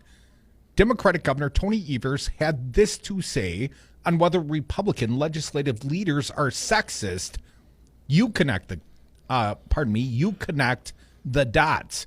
Evers released a statement Monday. Again, this was back in May, after earlier refusing to answer questions about whether he agreed with his spokeswoman's claims that Republicans won't negotiate with the governor's chief of staff because she is a woman. Here's the quote. Only Robin Vos and Scott Fitzgerald can say why they won't work with the women who are leading my office, Evers said of the Assembly Speaker and the Senate Majority Leader. I have asked Republicans to work with my staff the way they worked with the former governor's staff. They know how to work with my staff and are choosing not to. So this is clearly a departure from past practice. You connect the dots. Evers' chief of staff, 3 deputy chiefs of staff, policy directors, and others on his leadership team are women. Former Republican Governor Scott Walker's 3 chiefs of staff were men. Walker and fellow Republicans who controlled the legislature met frequently to negotiate, but even they couldn't easily find agreement on major issues like road funding. But the relationship between the Democratic Evers and GOP lawmakers is much more strained. On Saturday, Evers' spokeswoman, Melissa Baldoff, and I would point out, used to be a friend, used to respond to my text, quit doing so after I congratulated her on her new appointment to the Evers administration. That was the last time she ever responded, Dom. Congrats. How long ago was that, Mike? It's been over a year. Said Republican legislative leaders won't negotiate with the governor's chief of staff, Maggie Gao, because she is a woman. Fitzgerald called the charge completely asinine. Voss, in calling Evers' staff clueless, noted that his chief of staff and other office leaders are all women. And I hate to agree with Robin Voss and Scott Fitzgerald, but they're right. This was a red herring from the Evers administration. And the fact that the governor was afraid of his own chief of staff, didn't want to cross her, he should have just said, no, that's not how I feel. Unless that's how he feels. But it is completely refuted by the facts of the circumstance that Robin Voss works fine as long as your name's Kit Bauer and you're on his team. But so it's not the misogyny. It's not a misogyny issue. Your assumption is, if I'm understanding your argument correctly, is that Robin Voss and Fitzgerald, they're correct because they're not misogynist, evidenced by the fact they have women working underneath them. And I would disagree that just because somebody has a woman working underneath them doesn't disqualify them from being a misogynist. I don't believe at all that the legislative leaders refuse to meet with Maggie Gao because she's a woman. They refuse to meet with Maggie Gao because she's not the freaking governor. But didn't the previous staffs meet in the past? I don't know if you noticed, but they were on the same team. And you can say, well, that's different. But if I've requested a meeting with you and you send your chief of staff, I'm going to be personally insulted. I mean, I would be. I'm just telling you. I know you would be. I have no doubt doubt that you would be. But once again, I just have to reiterate, just because somebody has a female working for them doesn't disqualify them from the ability to be a misogynist. And just because Robin Voss doesn't want to meet with Maggie Gao does not make him misogynist, even though he may have many other faults. Real quick, the entire argument is silly, Voss said in one message. An elected governor should be meeting with legislative leaders regularly. Every state has partisan differences, but it seems only in Wisconsin does the elected governor delegate meeting with other elected leaders to staff. And by the way, Tony refused to answer questions on multiple occasions before he said, you connect the dots, because I'm not going to contradict Maggie Go. 844-967-2789. Sean from Madison, you're up. Thanks for calling, Sean. What do you got for us? Hey, Sean. Hi, guys. I wanted to comment on your earlier talking about people making up their minds just prior to voting. As a Democrat who's following this closely, there are things about Sanders, Buttigieg, and Bloomberg that I like. And if the primaries were next week in Wisconsin, I would still be having a difficult time choosing. That said, there's been a lot of talk about if you got somebody in like Bernie, what's going to happen with the moderate Democrats. And I think when the moderate, as I tend to be a bit more, if I look at Sanders or Trump, I'm voting for Sanders. I think there's a lot of talk about what are we going to do if a progressive or a moderate gets in.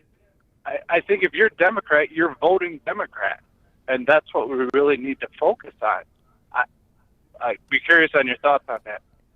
Well, Sean, appreciate your call. I would say let's be aware, not everyone that may be Democratic supportive join the party. Not everyone feels blue no matter who. For many, many years, I would have called myself an independent, even though predominantly I voted blue.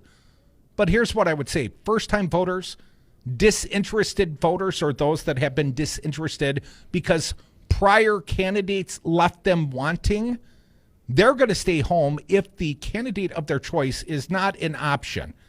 If you're a hardcore progressive, if you feel like this nation's ready for a revolution, and you give me a Joe Biden sandwich, and I've never even voted before, it's my first opportunity to affect change. I vote in the primaries, and you tell me, no, we got a better candidate, a billionaire. We just inserted him as the nominee. You know what? I'm not going to go vote for the billionaire. Not if I'm a young college kid or someone first time. I just don't think that we can count on. Well, maybe they would be more inclined, Crudy, if whoever that candidate is got the Crudy endorsement. Maybe then they'll come around. I mean, come on, blue no matter who, right? The most important government endorsement in this state is the governor's chief of staff. It's the only one with any real power. Come back with us. I know Maggie's going to be butthurt because I said this today. But I am saying she's the only one with any real power. Please consider that when you continue to punish this fine radio product by not bringing Tony Evers So around. you're being complimentary is what you're saying. You could perceive it as such. That's one way of looking at it. I'd like to think, as an optimist, as a friendly guy. That's the most charitable interpretation of what I've said today. I have pointed out Maggie Gao, perhaps the most powerful woman in the state of Wisconsin. Take it as a compliment. It's the only way it was intended.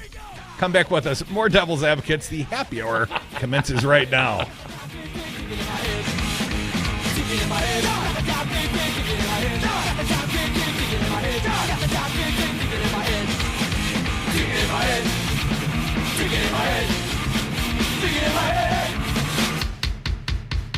So, folks, let's polka tonight and get to work tomorrow.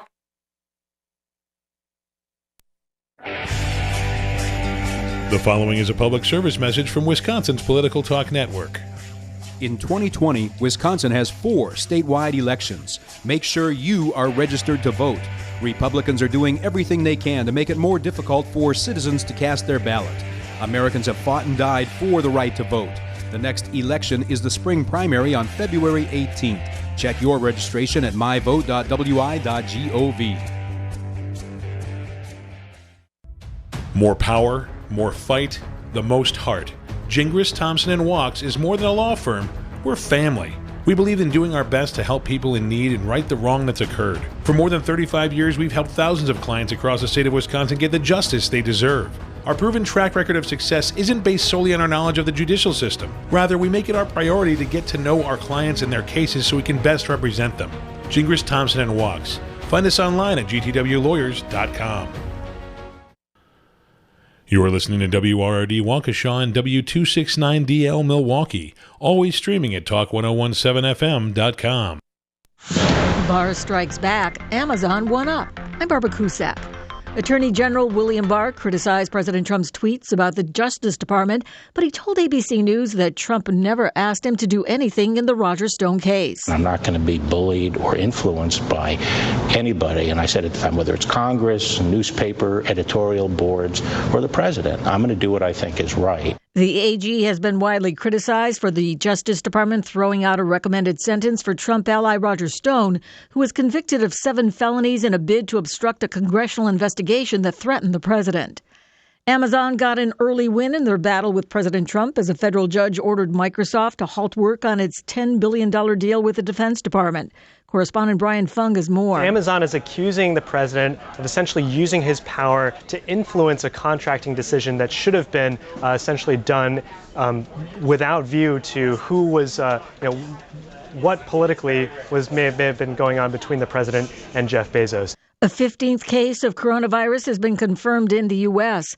Meanwhile, Dr. Sanjay Gupta reports the director of the Centers for Disease Control and Prevention said the fear about how the virus spreads is very real. This idea that someone who's not sick, someone who doesn't know they have the virus and not showing any symptoms could spread the virus. That's been a big question mark, I think, for some time. We weren't sure about that, but he confirmed that. The 6-year-old South Carolina girl who went missing earlier this week, Faye Swetlick, has been found dead. Case Public Safety Director Byron Snellgrove. We have found the body that the coroner has identified as Faye Maureen Swetlick. We are now treating this case as a homicide. The body of a man also was found recently in the neighborhood where the child disappeared Monday. No evidence was provided, though, to link the deaths. I'm Barbara Cusack. I'm State Representative Jimmy Anderson. Like me, 25% of American adults have a disability, yet vote at a rate almost 5% lower than the general public. If voters with disabilities turned out at the same rate, that would be over 2 million more votes nationwide. Your vote is your voice, so be heard. Elected officials make decisions on issues you care about, from transportation to Medicaid, but they won't hear your voice if you don't get to the polls. To learn more, call 844-347-8683 or go to disabilityvote.org. This message brought to you in part by the Wisconsin Disability Vote Coalition. Hi, this is Mark Nice, a retiree of Teamsters Local 200, and I want to remind you that your vote matters. The 40-hour work week, overtime pay, and benefits all started with your vote. Your vote matters. Right now, there's legislation sitting in the Senate to save our pensions, and it will not pass unless we elect people who will pass it. Your vote matters. This is how we defeated one of the most anti-labor governors in America. Stay informed, vote locally, vote in every election. Your vote matters. NASA scientists continue to receive new details about the so-called space snowman found drifting deep in our solar system. The New Horizons spacecraft encountered the snowman-shaped object last year and is still transmitting pictures and data from what it observed 4 billion miles away from Earth. The object, called Arrokoth, is the most distant object ever explored. Scientists say it's very smooth with few craters, about the size of the city of Seattle. No water has been found on Arrokoth yet, although they have discovered methane. NASA says the object looks more like 2 M&Ms stuck together, and that the light cratering suggests Arrokoth dates back to the formation of the solar system 4.5 billion years ago. I'm John Stolness. Former NFL quarterback Colin Kaepernick can add author and publisher to his resume. The audio version of Kaepernick's currently untitled memoir is due later this year and will be available through Audible, a subsidiary of Amazon. I'm Barbara Cusack. Tune in to Wisconsin's Political Talk on Talk 1017 FM. Weekdays, you can hear Democracy Now! From 7 to 8 a.m. Then it's the Earl Ingram Show from 8 to 11. From 11 till 2, the Tom Hartman Program. At 2 o'clock, it's Matt Flynn Direct. From 3 to 6, the Devil's Advocates. And at 6, it's Busted Pencils, Brandy Grayson, and Maggie Dawn. Online at talk1017fm.com. Wisconsin's Political Talk, because politics matters. This is Dom from the Devil's Advocates. You know, in the 7 years that Crudy and I have been doing the show, we have never had a more engaged, dialed in, and motivated audience, and we love them for it. Now is the time for you to reach the greatest audience ever. Call now, advertise with the Devil's Advocates and Real Resistance Radio. Market your products or services, get your message out, join the resistance. Call us at 414-635-0872. That's 414-635-0872, or go to realresistanceradio.com. For 1017 Milwaukee and 92.7 Madison, I'm Stu Daniels with your headlines. Wisconsin's Hmong community is now worried that the Trump administration is about to start deporting Hmong refugees to Laos. Concerns were first raised by Congresswoman Betty McCollum of Minnesota, who sent a letter to Secretary of State Mike Pompeo after he had a meeting with the foreign minister of Laos. Wisconsin is home to nearly 50,000 Hmong residents. Hmong soldiers fought alongside U.S. forces in the Laotian Civil War, also known as the Secret War, at the same time as the Vietnam War. After the war, many of the soldiers and their families were forced to come to the U.S. to escape the government of Laos. Forecast for Milwaukee and Madison tonight: mostly clear skies, lows around -3 in Milwaukee, -11 in Madison. Tomorrow, sunshine, highs in the low teens, and Saturday mostly cloudy with highs in the mid-30s. You're listening to Wisconsin's Political Talk Network. Warning, you are about to listen to the greatest radio show ever. And due to contractual obligations and to shield our airwaves' corporate licensees from any semblance of liability, responsibility, and gullibility, we must tell you the views represented on this show are not necessarily those of this station or its management. This radio show contains differing points of view on current political topics, and due to the nature of its contents, it should be heard by everyone. Thank you for listening. Now live from the heart of liberal Wisconsin, where the political party is just beginning, welcome to the Devil's Advocate Show. Best friends proving it's never personal, only politics. Please allow me to introduce myself. Now here are your hosts, Dom and Crute. Welcome back to the Devil's Advocates Radio Show. We are sliding into the 5 o'clock Friday Eve happy hour. I can tell you're looking happy, buddy. Yeah, I think I may celebrate Friday Eve a little early today. And you're going to be happier still because I've got something important to say.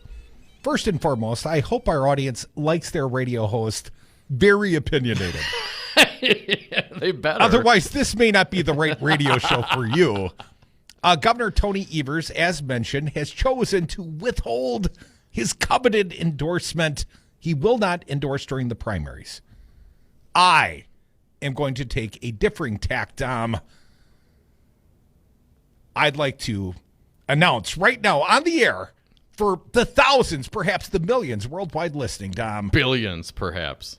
I would like to throw the full weight of my endorsement, which is hefty, behind John Delaney. Who? Exactly. No, of course. It's not going to be John Delaney. As I've mentioned prior, I nearly booed the man to his face. If it's not obvious, I am endorsing Bernie Sanders to be the next president of the United States. And if I had any doubt in my mind, Dom, this headline helped to buttress my enthusiasm for Mr. Sanders' campaign.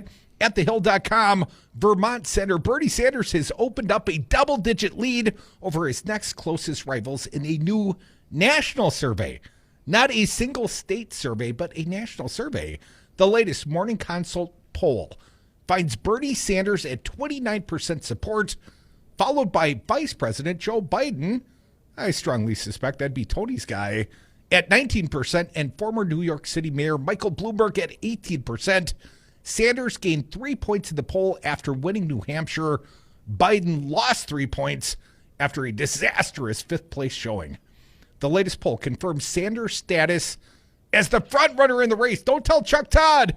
For the Democratic nomination, in addition to winning New Hampshire, Sanders pulled more votes than anyone else at the Iowa caucuses. And I'm not going to talk about the whole delegate fiasco at this point. Bernie Sanders leading the polling, and now with the coveted Crudy endorsement, he is bound to be the Democratic nominee. 844-967-2789. You heard it.